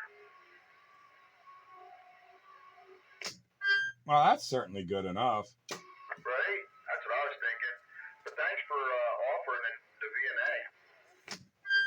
VNA. Ever since I got my VNA, I went and sold my MFJ analyzer because that VNA, is just so much cooler. Yeah, I wanted to get one, but since he has that, I kind of put that on the back burner. But yeah, they are cool. Oh, the MFJ is great. Don't get me wrong, but I like the picture of the VNA. That thing is way cool. Yeah, you can do a lot more with it. Oh yeah, for sure, and it shows you the whole picture of where things are instead of you having to picture it in your mind where they are as you got to sweep the frequency yourself. This thing, you can make the whole frequency sweep right in one picture. Yeah, we played with VNA as I used to use. Okay. That was a double, triple, or something. Wayne first, and whoever was next. I just said that your VNA is great to use. And a bird mouth. Who else was in there? Had a comment. High power equipment. That VNA is pretty cool, though, isn't it, Wayne? I mean, that's a whole nother level. Oh yeah, it's awesome. That's the way to go. I had a comment. I was just wondering, Pete, if you thought the VNA is as accurate as the other one. I would say it's at least as accurate, if not more accurate. Although I don't think those MFJs are inaccurate, per se. But the whole display readout and the information that you can get from the VNA is more comprehensive. Okay, I was just wondering because I had the VNA. I never had the MFJ. I have the VNA. I was just wondering if you thought they were pretty comparable. I would think that the digital is more accurate than the analog.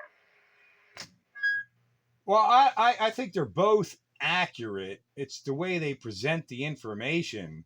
Plus the VNA will do a whole lot more that the MFJ won't do. Yeah, Smith charts. Woohoo.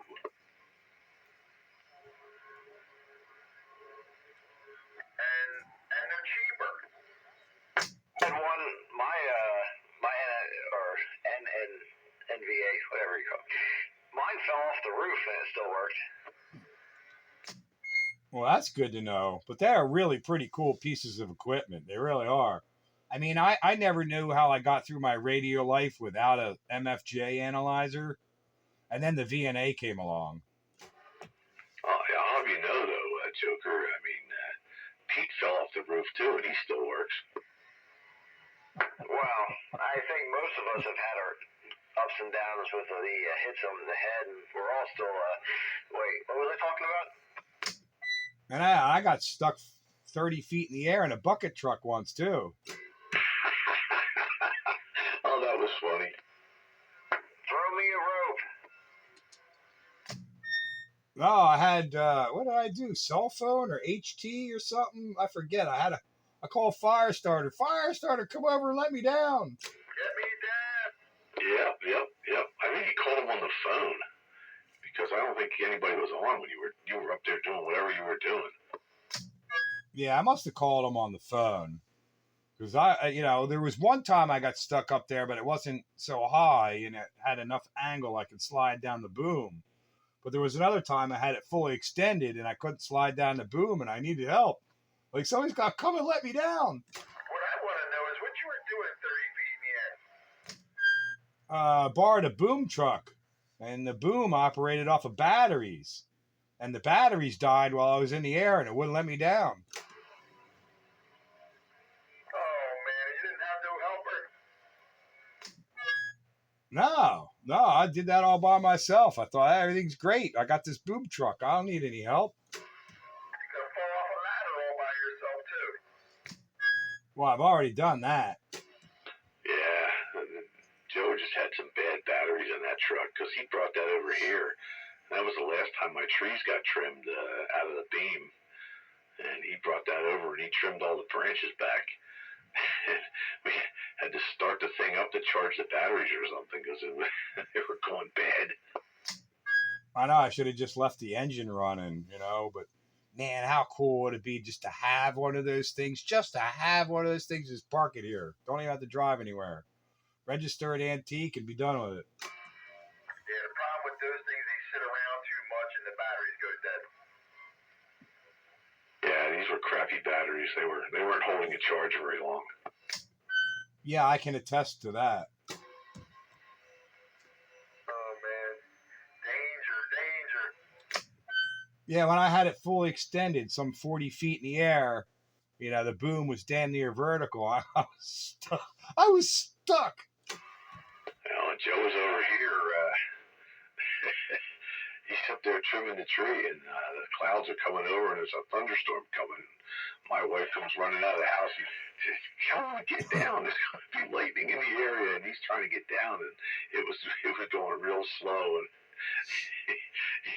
he tosses me the key, and I says, "Start the thing up." And that's the only, with the alternator power, I guess it charged the batteries enough he could get down quicker. Hey, Misfit was out there. He said he has a rig analyzer. A 35. Yeah, they're pretty nice too. They're made specifically for this purpose. I think the VNA is kind of more of a general purpose network analyzer, but happens to do this job very well. but I don't think it was fully designed for that. Megahertz.